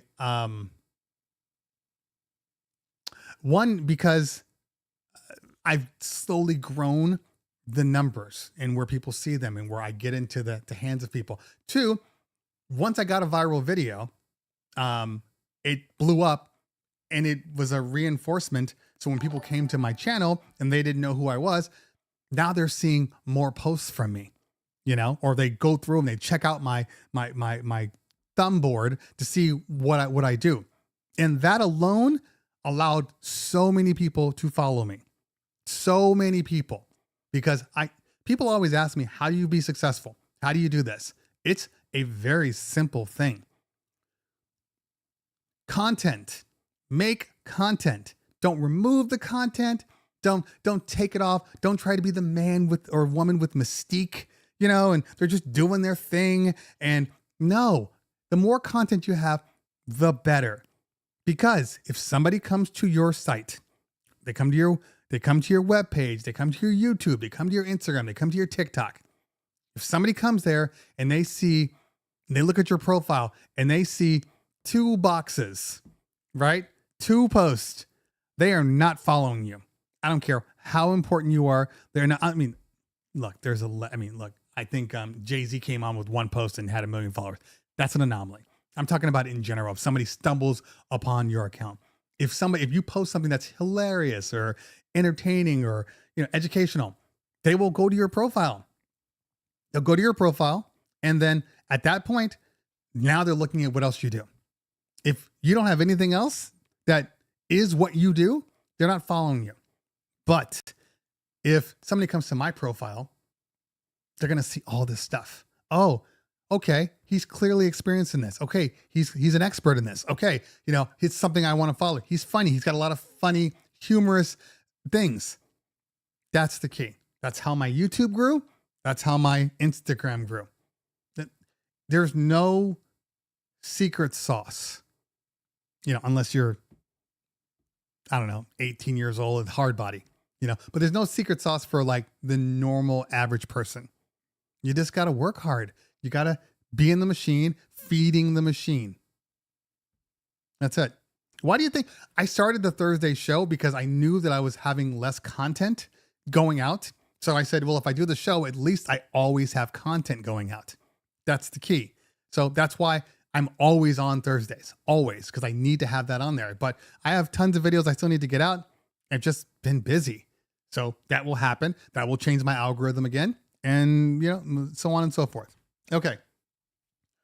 Selling, because what I'm talking about, for example, YMCA, it's playing, it's coming to an end, but the beginning melody of Cotton Eye Joe starts playing in the background. Sal Yang, it sounds to me like you need a DJ 101 class. Because what you're describing is the fundamentals of DJing. Song A is playing, song B is transitioning in. That's the essence of DJing.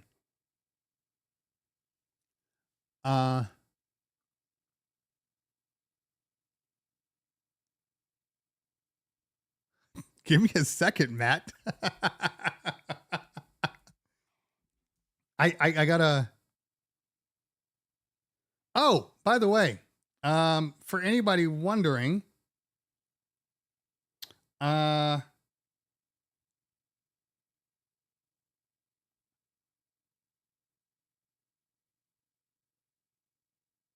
okay. I got a sponsor for DJ Expo. I'm going to DJ Expo. I got a sponsor. Talk about it coming like at the last possible minute, but I got a sponsor.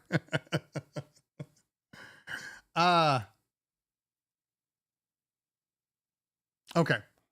Jay Orozco says, do I use stems? Absolutely. That's not what Jay said. That's what I think his name. I think it's Bo. Is it? I think it's Bo or Beos.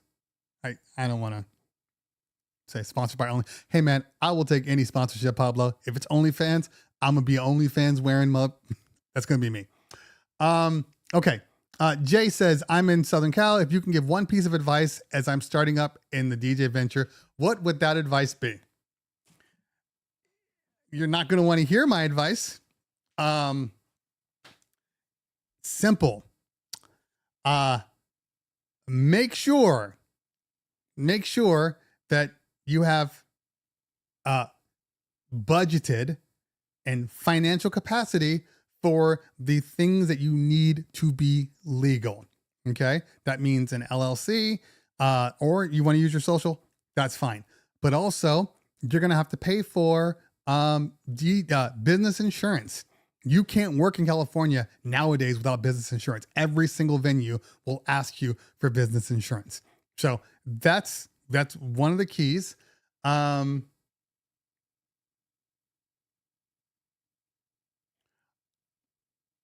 It's hard. It's hard running a business in California. I am not going to lie to you. It is so hard. It is so frustrating. Sometimes I really I think about moving the corporate office to Vegas. Honestly. But as a DJ, and Don Rafa said, read the crowd. I mean, yes, look, don't get into DJing. Don't get into a DJ business unless you know how to DJ. So that's the first thing. If you don't know how to DJ, don't worry about the business part of it. Worry about the learning part of it. That's key. Worry about that part. But from a business perspective, it's a tough one, man. It's a tough one. Honestly, though, the thing that hit me the hardest was just California laws. California laws hit me the hardest because there's so many laws and legalities and loopholes that you can get burned by. It took me a minute to truly understand. And we did get burned by one. Horribly burned. We came out of it, but we got burned. So, yeah, make sure you understand the laws. Business insurance, liability insurance for your business. You don't want a speaker falling on somebody's head and then you losing your house. Corporation, that's great. Why do you have a corporation? You're talking about, you're talking about a LLC. You're not like an S Corp, are you? Not that I'm saying you don't have to be, but it's probably more so than you needed. Yeah, pay your taxes.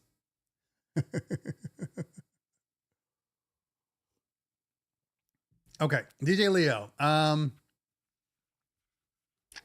What skills should you learn after learning basic mixing to get in the category of, yeah, he or she is good?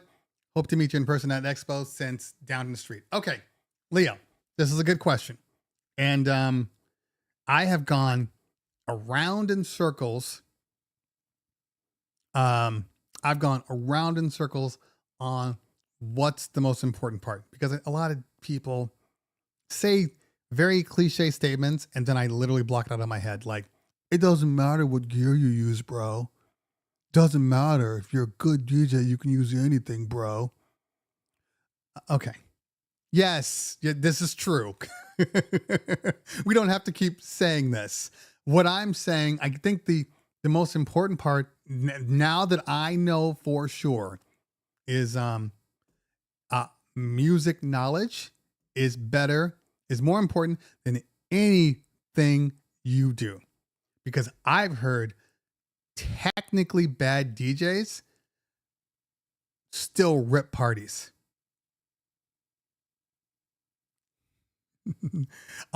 Because the music is right. People are very, very forgiving. The only people that aren't forgiving in the DJ world are DJs.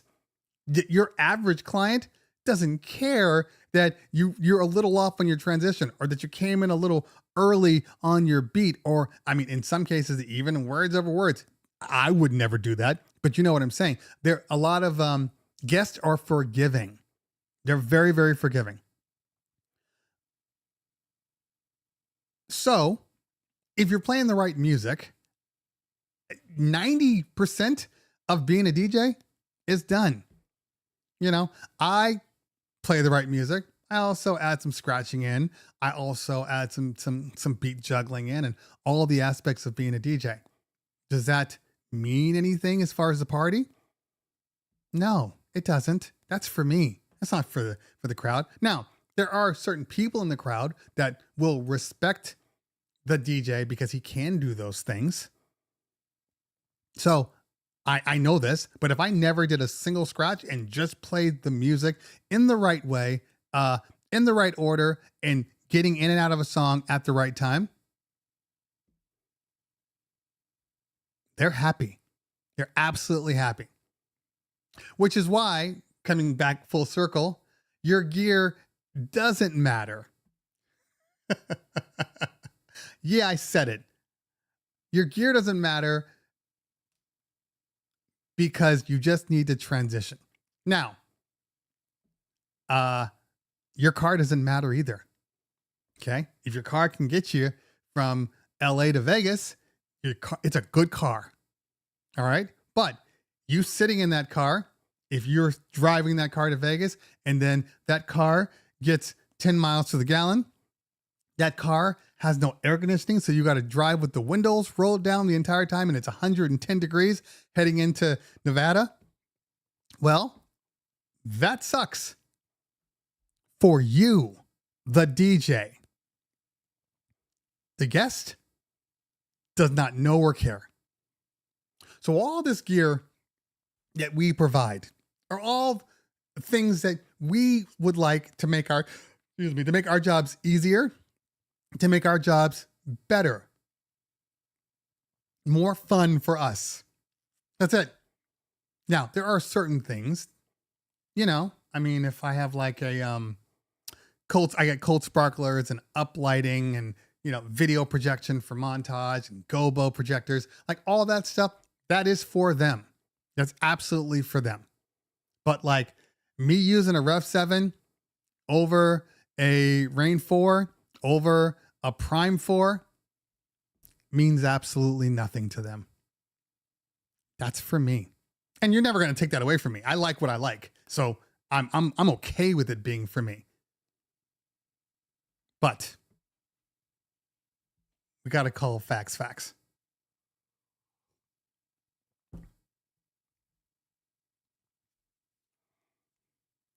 TM, I would say music knowledge, then DJ 101 knowledge, and then business knowledge. That's how I would rank them. Because if you don't know music, you're not a DJ. That's the core of being a DJ. Even curators are technically, DJs. So when you make that playlist and, you got your Spotify playlist that you've made and now you're rocking out at your beach party and everybody's having a great time, you did the right thing. Then you got to learn how to actually transition between song to song. And then when you've gotten to that level, now you want to be able to have a business and get paid for your work. So it's a combination of things. Tim Cook says forgiving. Maybe they don't understand. I think it's a combination of the two. I think more accepting is really more important. Accepting. Music knowledge is too ambiguous. I don't think it is. I think that anytime a DJ comes to me and they're like, I want to DJ for your company. And I say, great, give me a open format playlist or open format mix so I can hear you mix. And they give me nothing but trance music with some trance remixes. That's bad music knowledge. It's great for that one little thing, but your music knowledge needs to take you.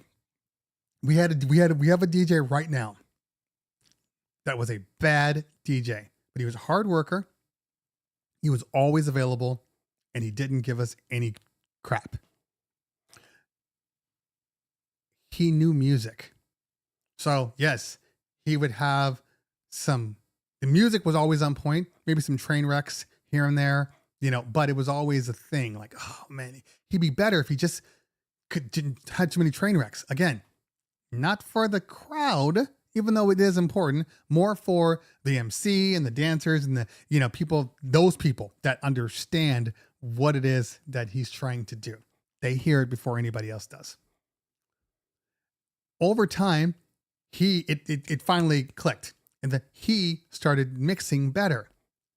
Now, everybody says the same thing about him. Oh my God, he's so good. I'll work with him at any point in time. He keeps people on the dance floor. He makes very little mistakes, are much better than an amazing DJ that makes no mistakes but plays the wrong music. There's nothing worse, because we've had those DJs too that are like, hey, let me show you all my cool tricks I can do. Oh, hey, you want to play this popular song? I have a routine for that. Oh, you have a routine? Cool, let me hear it. Well, first, I got to play John Denver into, Aretha Franklin, into Tom Waits. And then I'm going to loop the Tom Waits phrase, which then is going to get me into Usher by Usher.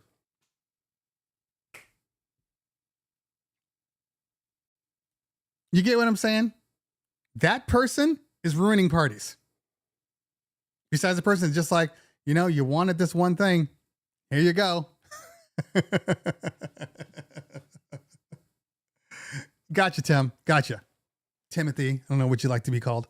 All right. Roy Calwood says, DJ Showcase, off practicing your MC game and learning how to hype the crowd. At least that holds more weight in New York, mostly in Jamaican parties. Yeah, I mean, I know it's a little different in New York with that scene, because the DJ is definitely an MC too. And we do that here also, but it's not at the level, because in all honesty, in New York, it's not really about mixing as much. It's more about playing the right music. Pablo Miami with the super chat. Appreciate you, fam. Thank you so much. Appreciate that. In New York, they're throwing music so fast that it's not even about the transition. It's not. So I get it. It's different world, absolutely different world. I think it's Buis, or I don't know. Have you tried making a track? I used to be a music producer. So yes, I've made many tracks and remixes and edits and intros and outros. Yeah.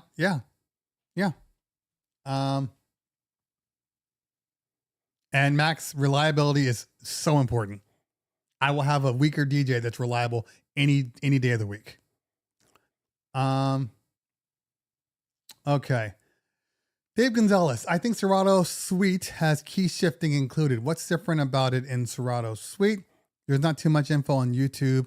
Explain what the Serato Suite offers. Well, the Suite offers plugins. It gives you a full license for Serato. Because remember, any controller you get might have the license built in for that controller, but essentially what you're getting is a large dongle that connects to your computer that allows you to play Serato. All right, so if you get the Suite, you're getting a license for Serato that you can use on any controller that takes Serato. That's the first thing. It also gives you more effects, I believe. And the last thing, you get the better version of audio stretching. So you have, I believe it comes with pitch and time. If I'm wrong, you can help me out, but I believe it comes with pitch and time on the Suite. So the regular audio stretching is fine. Pitch and time is so much better. And you need pitch and time to be able to do like tone play and, any other of those types of things. It won't even allow you to do it without the pitch and time one. DJ Puffy is the go-to DJing and emceeing. And yeah, 100%. I agree. I agree. His energy is insane. Yeah, insane. Jet shifting mainly. Jet shifting? What does that mean? Maybe that was supposed to be key shifting. Key shifting is, you can't key shift tone play without pitch and time. At least in the past it was. I haven't used it in a while because I've had the suite forever. Okay. All right, let's see if there's any other questions up there.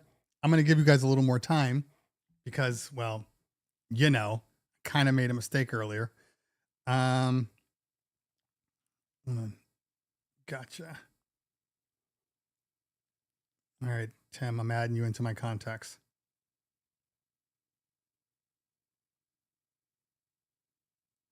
Okay. Perfect.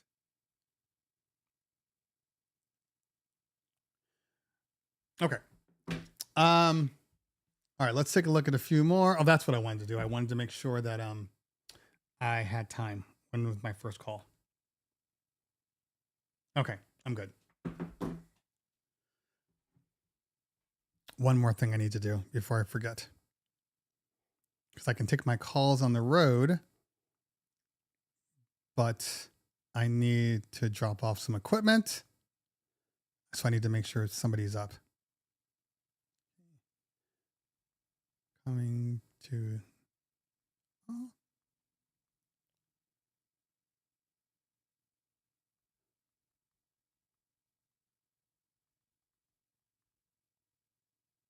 Okay. Just want to get it out of the way.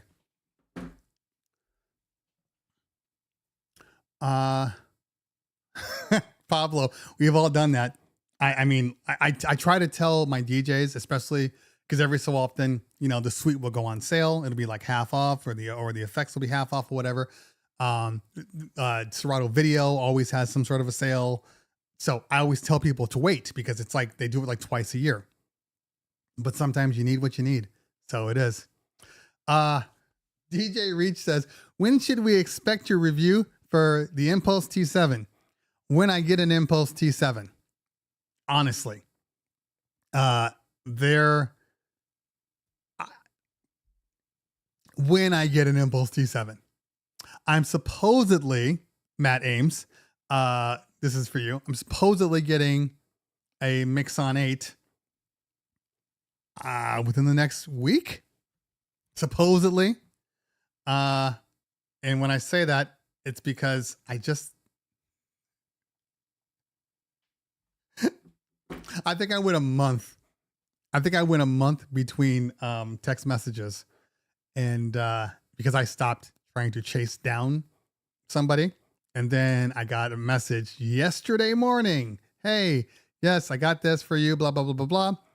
I then replied to him, and I still haven't gotten a reply back. So I don't know, man. If it comes, it comes. I have no idea. It's now just kind of a running joke. I think I'm going to see, the funniest thing will be if I see both Hercules and Reloop at the DJ Expo and I still haven't gotten my gear. That will be a funny thing. Okay.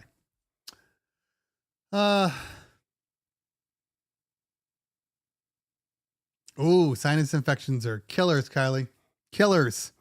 I stopped getting sinus infections when I pulled out my wisdom teeth. Haven't had one since, strangely enough. Yeah, I'm glad, Farns. I'm glad your F7 is back. Now, you never answered my YouTube question. Did you ask a YouTube question, Tim? Ask again. Sorry.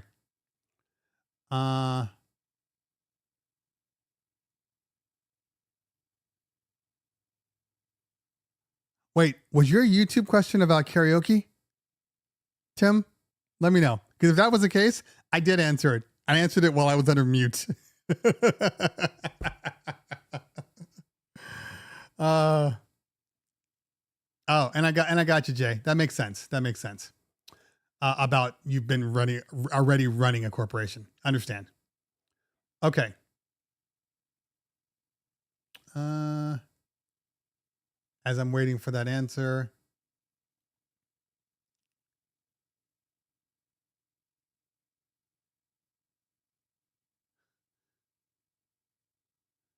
Stems are great, but do you use them when playing out? Yep, every day. Every day. It's been a long time since I hear you do that. Uh I gotta figure out a time to DJ. Oh, Celine says, how do you check how do you check power at a venue? Well, you get yourself a power meter. You get yourself like a Furman power conditioner, and when you plug in your power conditioner into the wall, it'll tell you exactly what you're dealing with. So you already know off the bat, if there are going to be problems. Yeah. So, all right, let's go back down. Millberry in the building. What's going on? Okay. So Tim, yes, I did talk about this. So good. I think I might have only answered like 3 or 4 questions, so I don't feel so bad. Okay. So here's the issue with using, YouTube for your karaoke. Technically speaking, yes, it is illegal. You're using music that's on there, and, you don't have the rights to it. You haven't paid for the rights to it. So technically it is illegal. Now, in this day and age where the entire world is on YouTube, is on Tidal and Spotify and Apple Music, and they want a song, they're like, well, just play it, because they think that everybody has every single song in the world. It's not as big of a deal.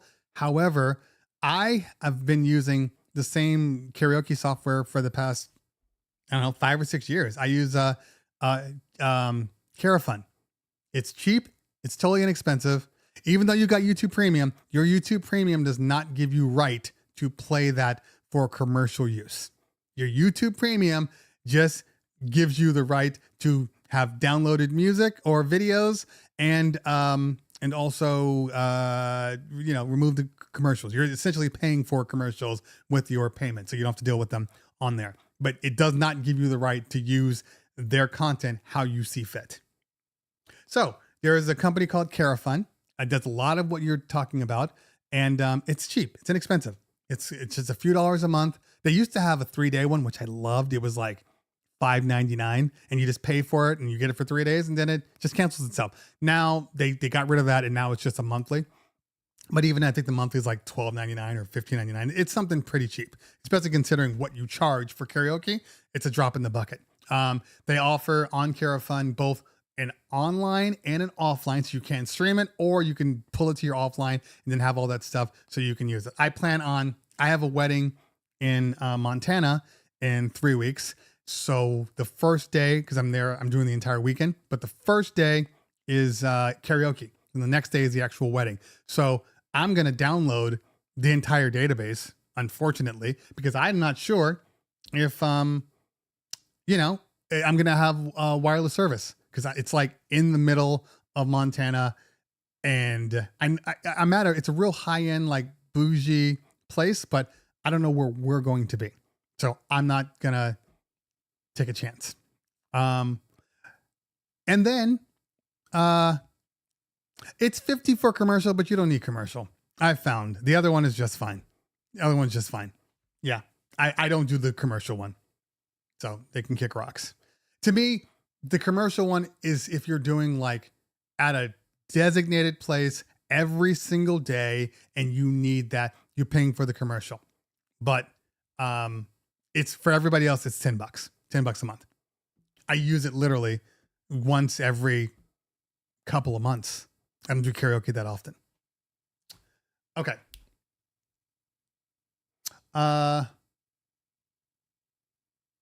Let me see here.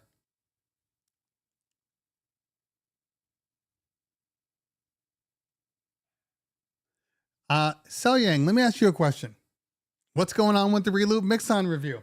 Well, let me look around for a second.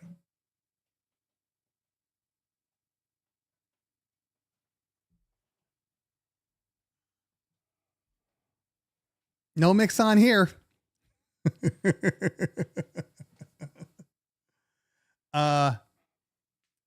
Yeah, Xiao Yang. It's time. It's time. You're here. You're here every week, and you obviously have an interest in DJing. And if you're finding that DJing off of the courses, the training that you find on YouTube is not working, then it's time to maybe get somebody to physically be with you to kind of take you through the steps. Okay. Some people are better at watching videos. Like I can watch a video on anything and be good at it, not good at it, but know how to do the thing without getting hand holding. But there are other people that aren't like that.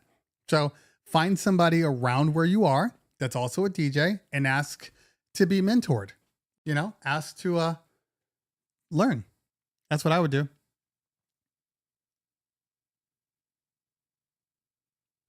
Yeah, DJ Leo. I've thought about that too, about using and going through the iPad. I did a corporate event once where they put us in another room, and yeah, I had to use the iPad, and it worked just fine. I had a just basically, a 3 microphone. I think I was using the Phoenix, the 4 microphone setup, the PTU 7000, and then I had the iPad going out, audio out, right into the monitor, and then they could sing through. It all worked out. It was great. It was fantastic. So I might actually go the iPad route for it this time too. What's a good place to get DJ lessons in Southern Cal?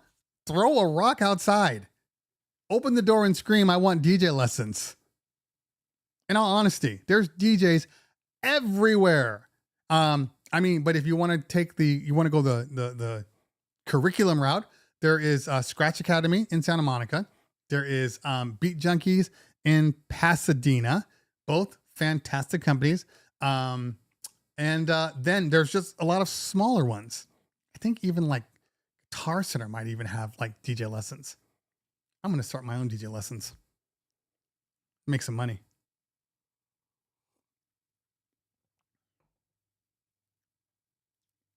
Okay. So if you add that 50 plus Beat Source 35 plus Record Pool plus 19, the stuff adds up quickly. It does, unless you were prepared. Okay. So, I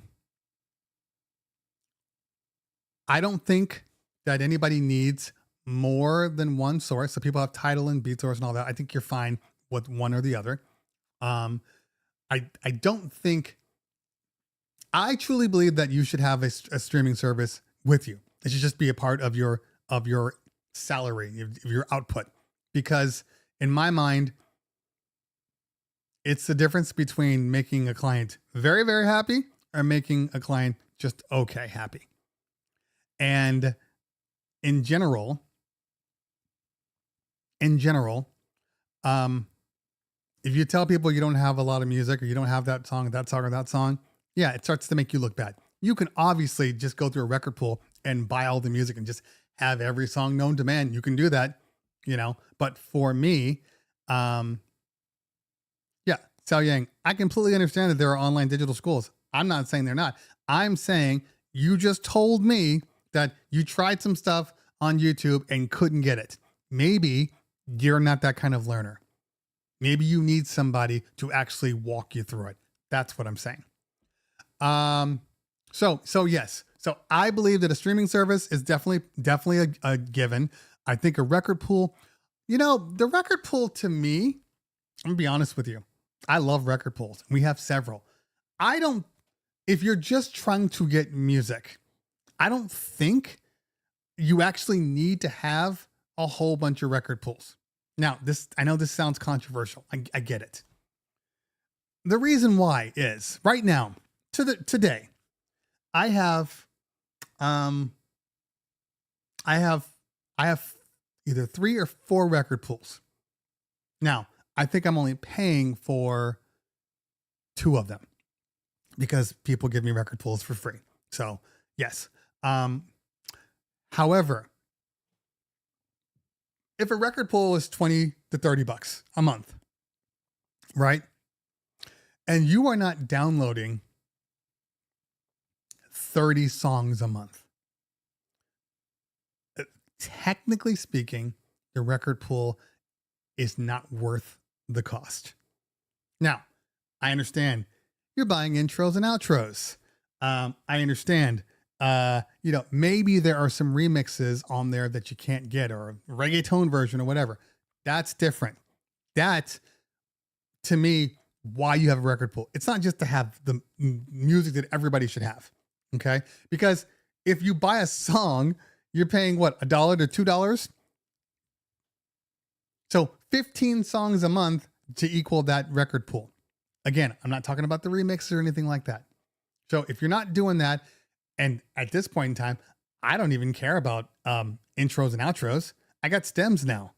I could literally create my own intro and outro on the fly. So what do I care?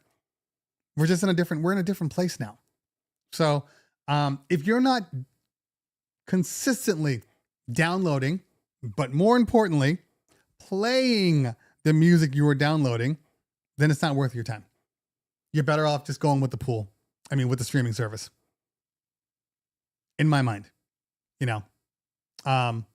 so title, foreign plan for streaming, kids get it too, record pool. Oh, the family plan. Yeah, exactly. Start with BPM Supreme, download everything you want, then cancel and move on. Yeah, we did the same thing with let's see, Beat Junkies, great for old school hip hop. We went in there, pulled everything we wanted. After a few months, it wasn't necessary anymore. That's why they had to change their whole thing up and come up with and start putting new music up, because people were like, well, once I have everything you offer, you're not going to come up with new old music.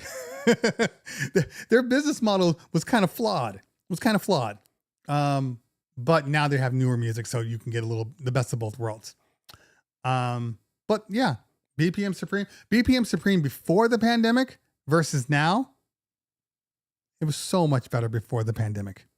So much better. They offered everything.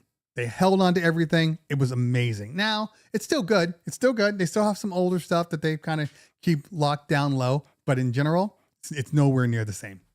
Okay. Grandstand.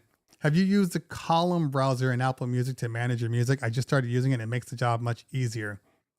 My plan was to ditch iTunes, but now I'm not sure. So I don't use Apple Music in the way that you use it. I just throw my music in there. And in all honesty, I've slowly been not even caring that it's even in Apple Music. DJ City Beatport, nothing has everything. You don't need everything. And I think that's the key here. It's the same thing where I find that when people were using CDs and they would bring their whole, library of music, and you look at them like, you're not playing all this music. Why do you bring it? You never know. Okay. I have an itch on my nose. It's driving me nuts. But what you were saying is true. So for instance, DJ City and BPM Supreme. This is a perfect example. If it's not on BPM Supreme, it's probably on DJ City. Okay. So having both of them definitely helps. But again, remember what we're talking about here. If it's not on BPM Supreme and that's what you have, right? Just buy the song, because buying the song is cheaper than paying another $30 for another streaming service just to get that one song. Essentially, you're paying $60 to get the music you need. Are you literally downloading 30 songs a month? Oh, Eighth Wonder used to be great. I used to use Eighth Wonder too. I'm not trying to tell people to not use stuff. I'm not saying that. They're all great, but T Diesel, he rotates through his pools. That's something that I would say probably makes the most sense. Because here's a perfect. So DJ City and BPM Supreme have the best pop music. DJ City probably is a little more Latin infused. So if you were to get any type of remixes or blends, typically they're going, the reggaeton vibe. BPM Supreme does that, but then they also have a full on, just more stuff. I think DJ City uses specific remixers. I think BPM Supreme might use a little bit more. That's kind of the way BPM Supreme has always been. Then you have things like Headliner Music Club. Musically, fine. Catalog is not the most amazing. They miss a lot of stuff. And That's the thing I will say about a lot of the DJ services. Like even DJ City misses new music that they should have, but it's not there. It might not be there for 2 weeks, you know, and it could be one of the hottest songs out, and it's just for whatever reason they don't have it there. Coincidentally enough, they have it on their streaming service. Think about that. Okay. Then you got stuff like Headliner Music Club, which is good, not great for just regular music, but their remixes and their blend area, the special area that nobody, it's like, you know, it's a limited time. I think they sit there for 30 days and then they pull them and then add more stuff on. That is amazing. I find the best music out of that thing. Now, it's not the best music for DJing parties, like regular pop parties. It's not music it's music for me. You know, it's like my version of a record pool that's like a Bandcamp, you know, because I pull a lot of stuff from Bandcamp. I used the $7 a month trial, got everything I needed and canceled. That's hilarious. Do what you got. Do what you got. And yeah, I've heard good things about Franchise Record Pool too. I haven't used it, but I've heard good things. DJ City seems like a lot of club edits, not a lot of original versions. Okay, so here's the truth, guys. Okay.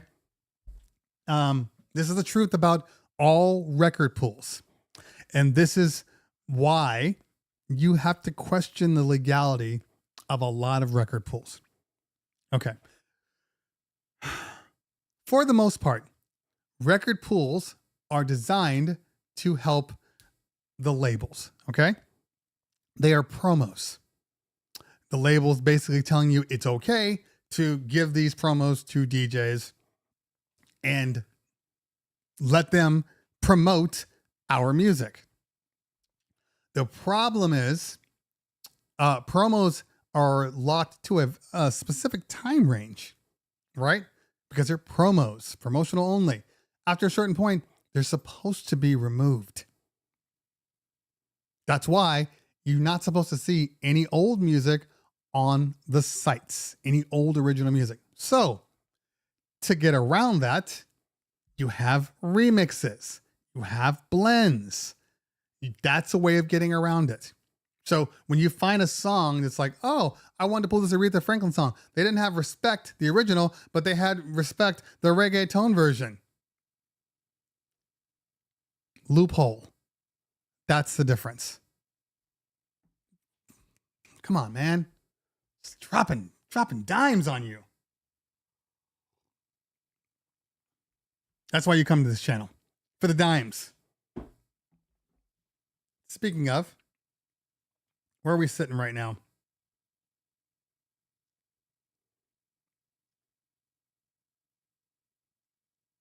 Okay.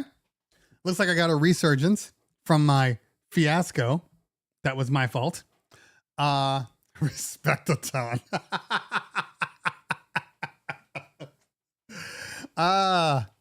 Yeah. So if you need originals, yeah, you're going to have to, I mean, in all honesty, you're going to have to buy them. So I have to speak legally. You can buy them, but there are sites out there right now that you can go out and say, I want the entire decade of the 60s, and they'll give them to you for a fee with new redrums, intros and outros. That's all you need. I can't say what it is or where it comes from. You can do your own research and find it out. There's also many different streaming rippers out there that can save your life too. Now, I'm not saying what it is. But it's good stuff. Even I have used some of the stuff. And like my partner, he wanted to test it out. So he did buy on one of these sites, he did buy a Motown, you know, 1950s decade. And it was decent. Careful with those websites that get you a stack of music at a time. I tried once, and the bank sent me a text talking about my CT was being used in Russia. Yeah, I get that. That's why I buy one time. I don't do subscription models because they do make them. You can buy them one time. I always thought we were supposed to get free copies. So you're supposed to, but it doesn't always happen. Okay. Let's see here.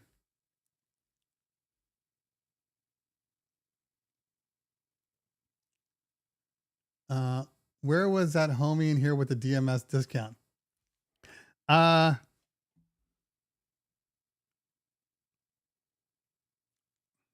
going to ask him.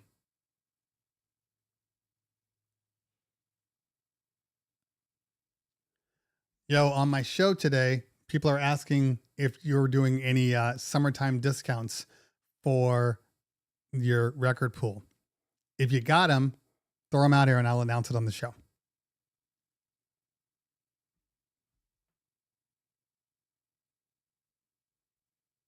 That is not what I said. All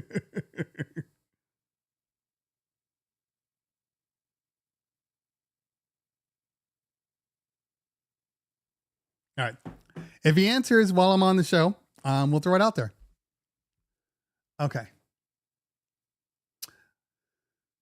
What would you charge to mentor somebody? I don't know. I mean, my time is valuable. So I might be pricing myself out of what people are prepared to pay. But I mean, at a minimum, it would be, at least $100 an hour at a minimum. I'm working through it though. In all honesty, I'm actually trying to figure out how I want to pursue that because I do want to start doing a little more mentoring. So I'm working through that. I don't know per se. I remember when, I was talking to my guys at Beat Junkies and I'm friends with a lot of them. And I was like, hey man, we want to come in and get some one-on-one like scratching stuff. Cause that's always been my weakest point. And they're like, yeah, come on in. Yeah. It's only, and it was like $250 an hour or a half hour. It was something like absolutely ridiculous. I was thinking, well, you're going to at least, hook me up a little bit. No. And that's when I realized that's how you run a business. Because it's always your friends are the ones asking for discounts, right? It's never outside people, you really should be paying your friends full price because you'd want them to do the same to you,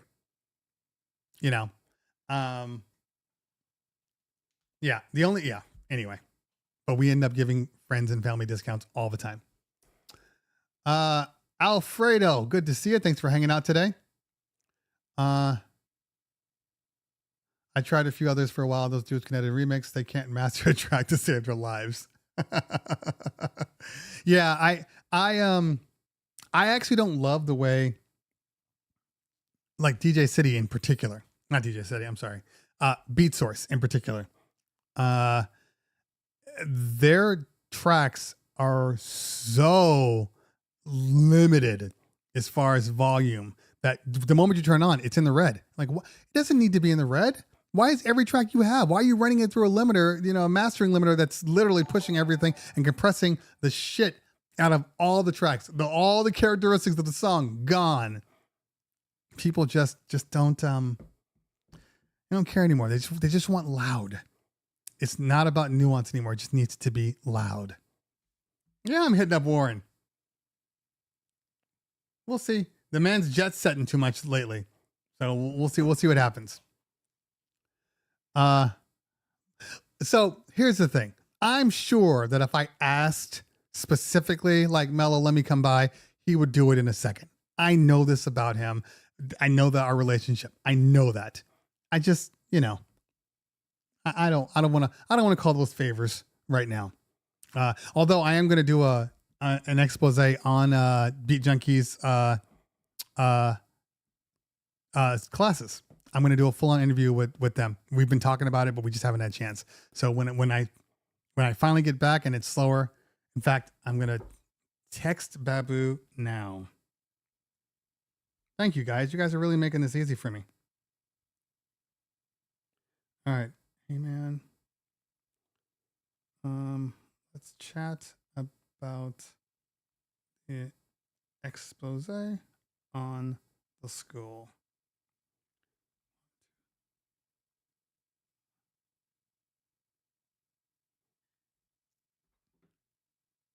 Okay. I could. He's local. I could just drive over there. Maybe one day. Anyway. Philip Tan says, I do individual coaching. I charge the same rate for playing an hour in the club, same time and investment. Agreed. The question is, what do you charge for the hour in the club? That's the question, Philip. Show your rates, Philip. Don't put your rates out there. I'm kidding.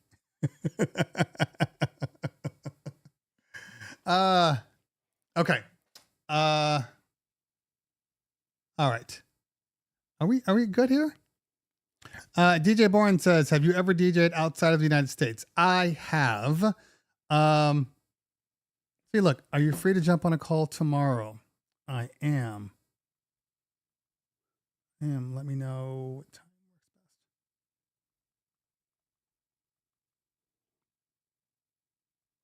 So this is a thing that I've now forced myself to do. This is a thing.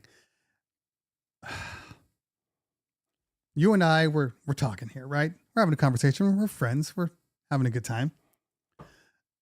The one thing I hate is phone calls. And the reason why I hate phone calls is because I'm on the phone all the damn time. So I hate phone calls when I don't need to.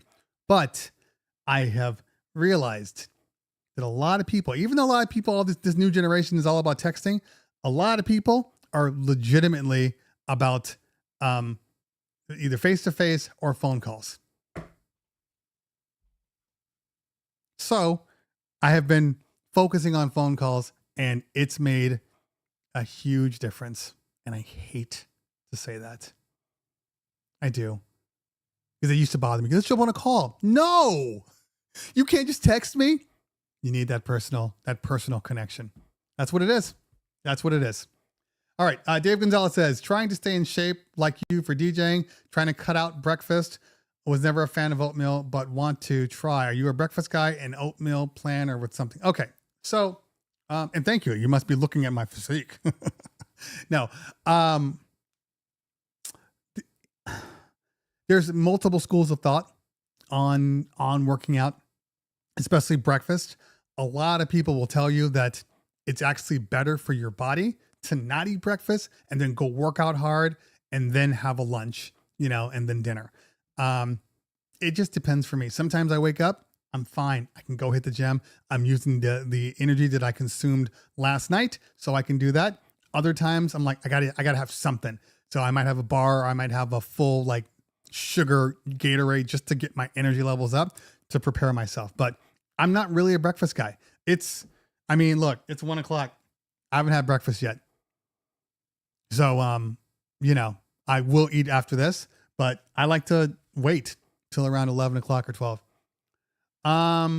DJ G-Wiz, as a producer, is it better to sign up for ASCAP, BMI, or DistroKid?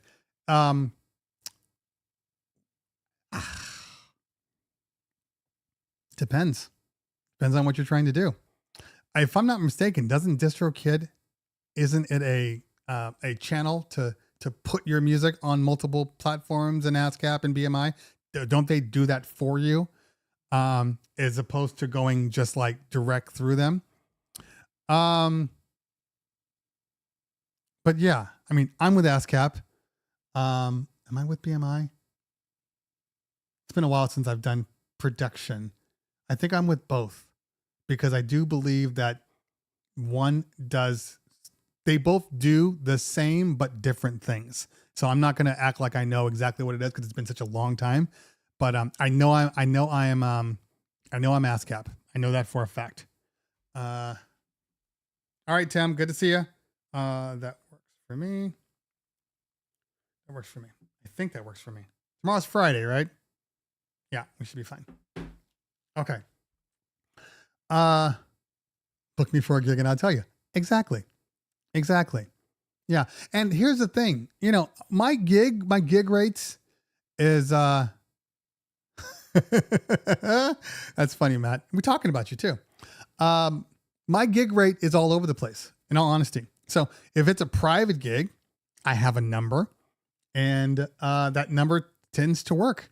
It might be considered expensive for some, but for my clientele, that's normal, especially considering what my clientele pays for our full packages. So when they're like, oh, it's like a 25% difference. 25%, of the full package.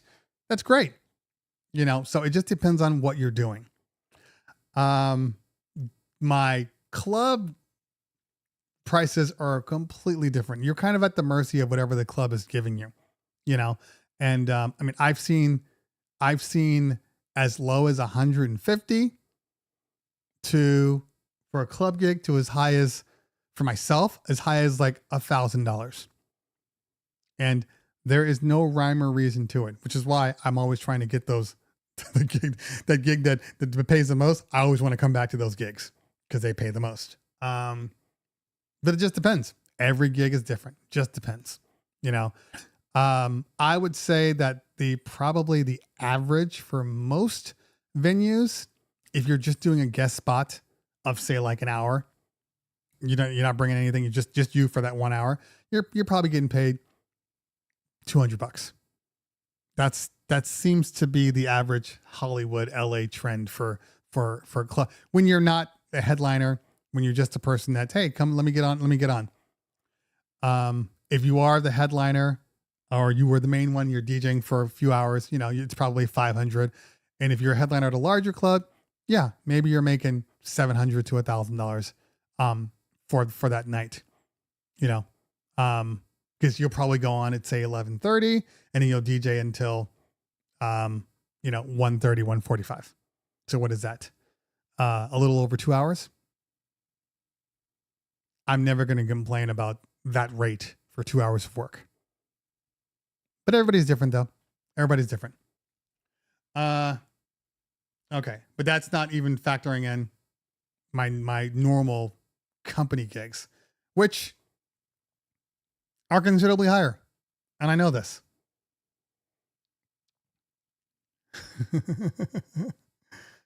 Yeah. Yeah, Pablo. That's about right. Unless you're a big name. Because even then, like, I know for a fact that some of the gigs, because I've done some gigs where like road podcast people have DJ'd, and I've done it. I know for a fact that they are probably getting a higher rate than I am. I know this. The thing is, you can't worry about that kind of stuff. If the dollar value is good for you, then the dollar value is good. That's it. You can't chase everybody. Now, of course, if you know somebody's close to what you're doing and they're making the same rate, maybe you want to, renegotiate. But if you're fine with whatever they want to pay you, just take the money. It doesn't matter what the other person's making. You're fine with it. So you can't be fine with it one day and not fine with it when you find out somebody else is making more than you. I never chase them for payment, Pablo. I get paid. I don't work for those companies. If they're like that, I'm like, nope, I'm good. Every one of mine either Venmos me like the day after of that night, or there's a direct deposit or something like that. I don't stress over it. Okay. All right. It is 2 minutes till 1. I need to eat. So any last questions coming out of here? I'm going to go back up.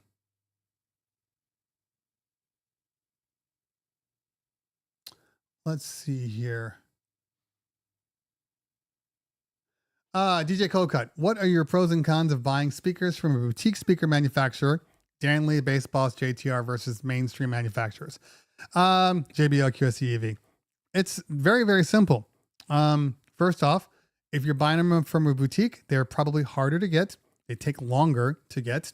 If you have any issues, the turnaround for fixes are going to be rather extreme, as opposed to just being able to walk into, like, I don't know, I'm using it as an example, but walking in Guitar Center and swapping out said speaker.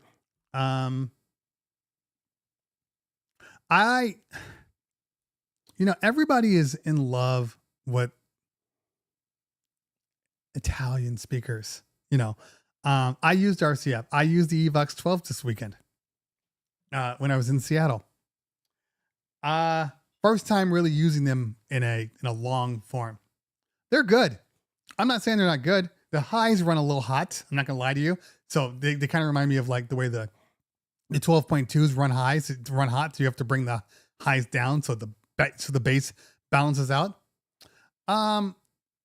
They're good. They're good.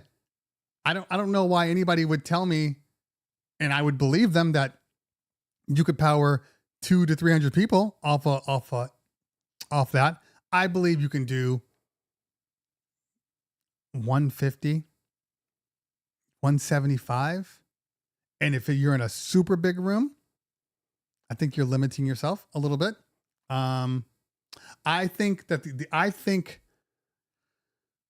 I still think the LDs 44s are a louder, fuller speaker.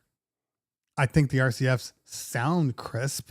The music is good, but just for sure volume, I think the 44s are better. I do like the weight of them. They're super light. Even the subs are light. Footprint small. But I have yet to have somebody tell me this is the most amazing speaker in the world, and then I listen to it and agree. I have yet to do that. And I'm not saying the RCFs aren't great speakers. I'm not saying that. I'm just saying that that after I heard them in the situation, I am still content on my QSC system. I don't think there's much of a difference. And I think you're going to run into the same thing, where you can do 175 people, maybe 200, depending on the size of the room, confidently. All right.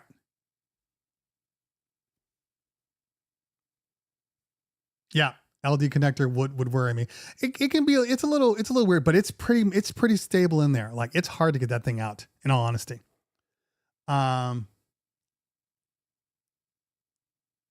Evox 12 is a little harsh on the highs too. Yeah, I don't know what it is about people. I don't know what it is. Honestly, it just seems like all the highs are just like, I don't know why they think that people want to hear all this treble. They don't.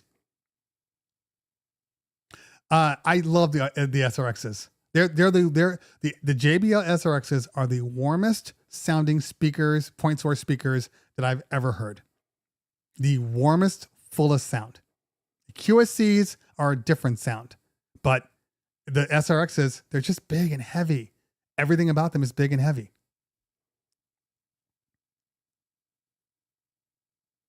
Pablo, you're exactly right. That's kind of my thought on it. They're good speakers, but even when we were talking about it,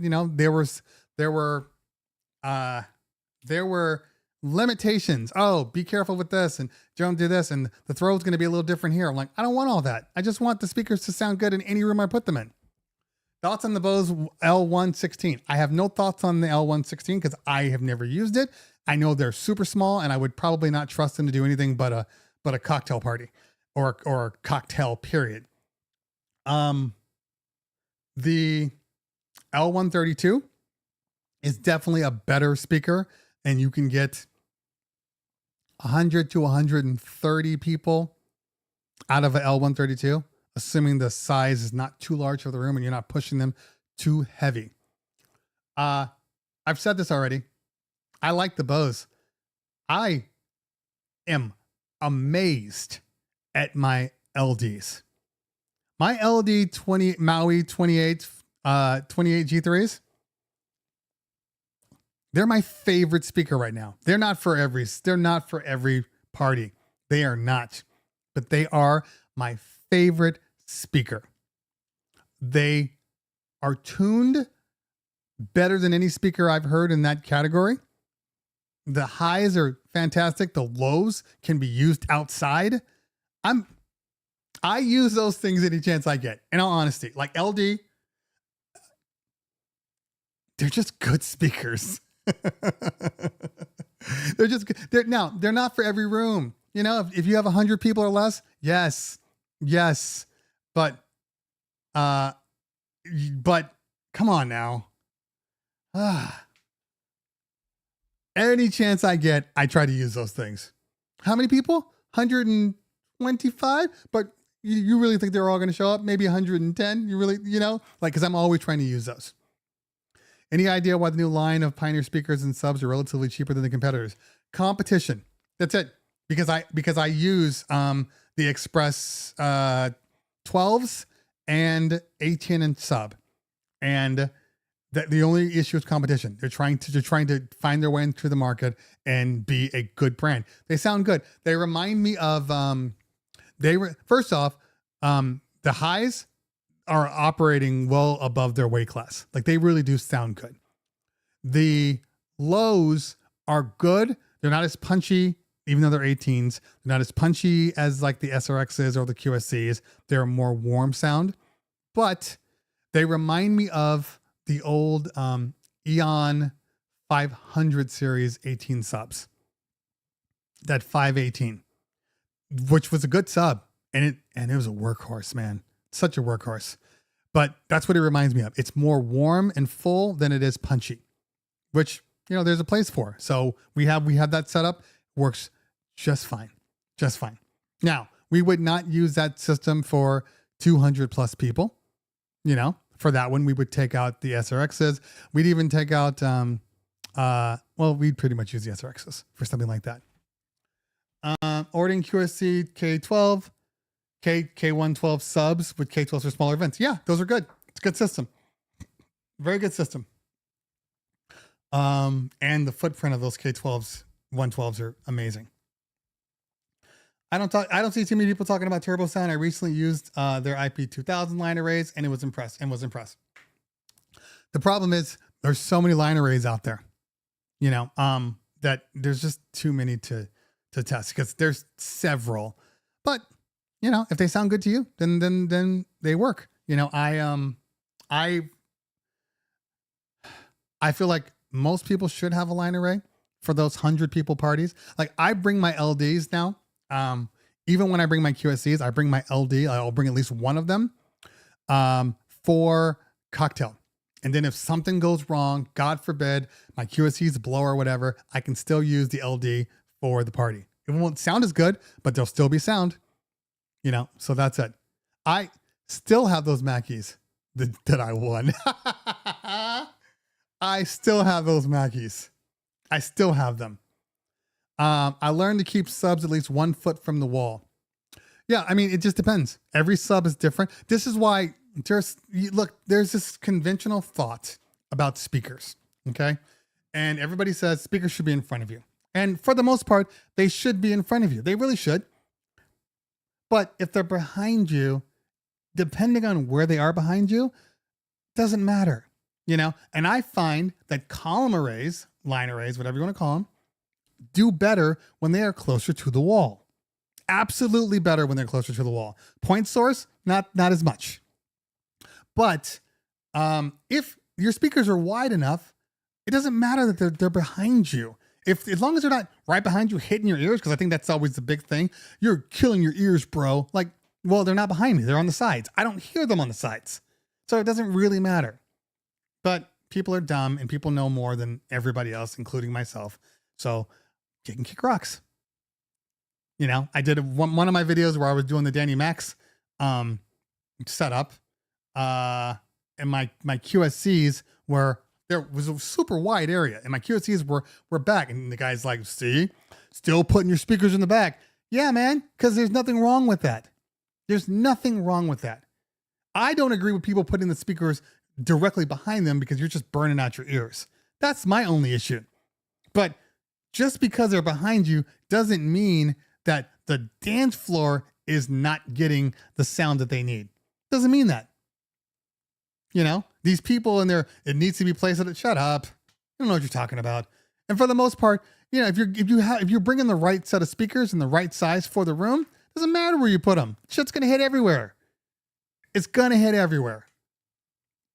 You know, I think a lot of people bring less than speakers, and they got to keep them closer because if they don't, they're not going to have enough sound. Get more than you need, then you don't have this problem. But also, the LEDs are amazing. Amazing. I love them. I really do love them. Yeah. Love, love, love. Didn't think I would, honestly, but I do. Okay. 110. I got to get rolling here, peeps. So let's see here. Next week, I'm going to be in Florida. We are going to have the show. We're going to have the show. Where are we going to have the show at? We're going to have the show at probably the hotel or maybe even at Kova's place. Not sure yet. I think we're going to do Friday's Tweak Music Tip Show. I'm going to do it live with him at his home. So that's one option, but we will be doing the show. And I'm deciding whether or not I'm going to bring a controller, or maybe I'll just DJ through. I don't know yet. I might do some live streaming. I haven't thought about it yet. Went to a friend's wedding recently. It was 150 to 200 people, and they showed up with legit arrays and 5-inch tall subs. 5 feet tall subs. Sorry. Super overkill. Yeah, that is overkill. Just thread us the show info. I will bring a Rain 4. I can't fit a Rain 4. I'm better off bringing my my Prime Go. In all honesty, Rain. Anyway, okay.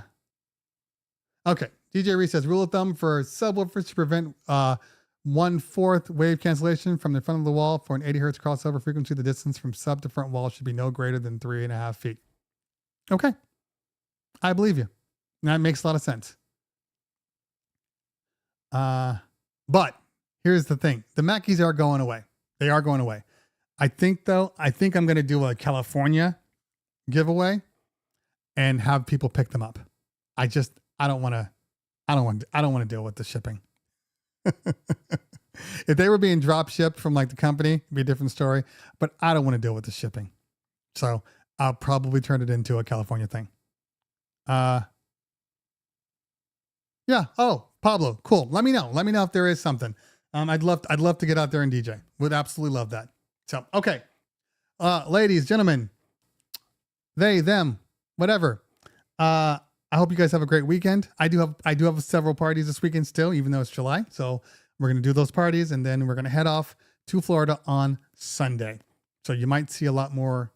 Hopefully you're going to see more content up here.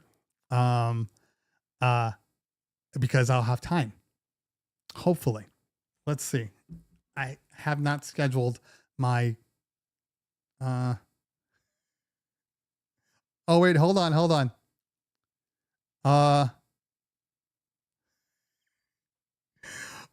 Warren says, for anybody that is looking for any DMS monthly plan only, if you use the code Cleveland, you will get 30% off. 30% off on a monthly plan if you use the code Cleveland. So if anybody hasn't taken off yet, and it looks like there's still 81 people in here. There you go. Use the code Cleveland, 30% off. V squared, you're late. Enjoy yourself, Matt. That's 80s themes is always fun. The wedding I'm doing in Montana, the karaoke, it's 80s night. So that'll be fun. Okay. Thoughts on Denon SC Live? Well, I've talked about both of them because I have videos on both of them, V squared. So check the videos out. But the Mixstream Pro is a great board. As a matter of fact, I'm a big fan of the right now, I'm a big fan of the Mixstream Pro Go because of the battery powered aspects of it. You know, the SC Live 2 to me feels a little disabled, and I don't know that I would recommend the SC Live 2. I'd probably recommend the 4 over the 2 any day of the week. But I like what Newmark's doing. I do. Get your hands on the T7. I don't control how I get the T7. If I did control it, I would have had it by now. But for whatever reason, out of my control. Hopefully it comes soon. All right, guys, enjoy your day. Enjoy your night. Thank you so much. Appreciate all of you. We will see you guys next Thursday on location in a hotel room in Orlando. And then Friday would probably Tweak Music Tips. So you guys want to check that out on Twitch. All right, y'all. See you soon. Have a great day. If I don't talk to you soon. That's not my line. If I don't talk to you later, we'll talk soon. Peace.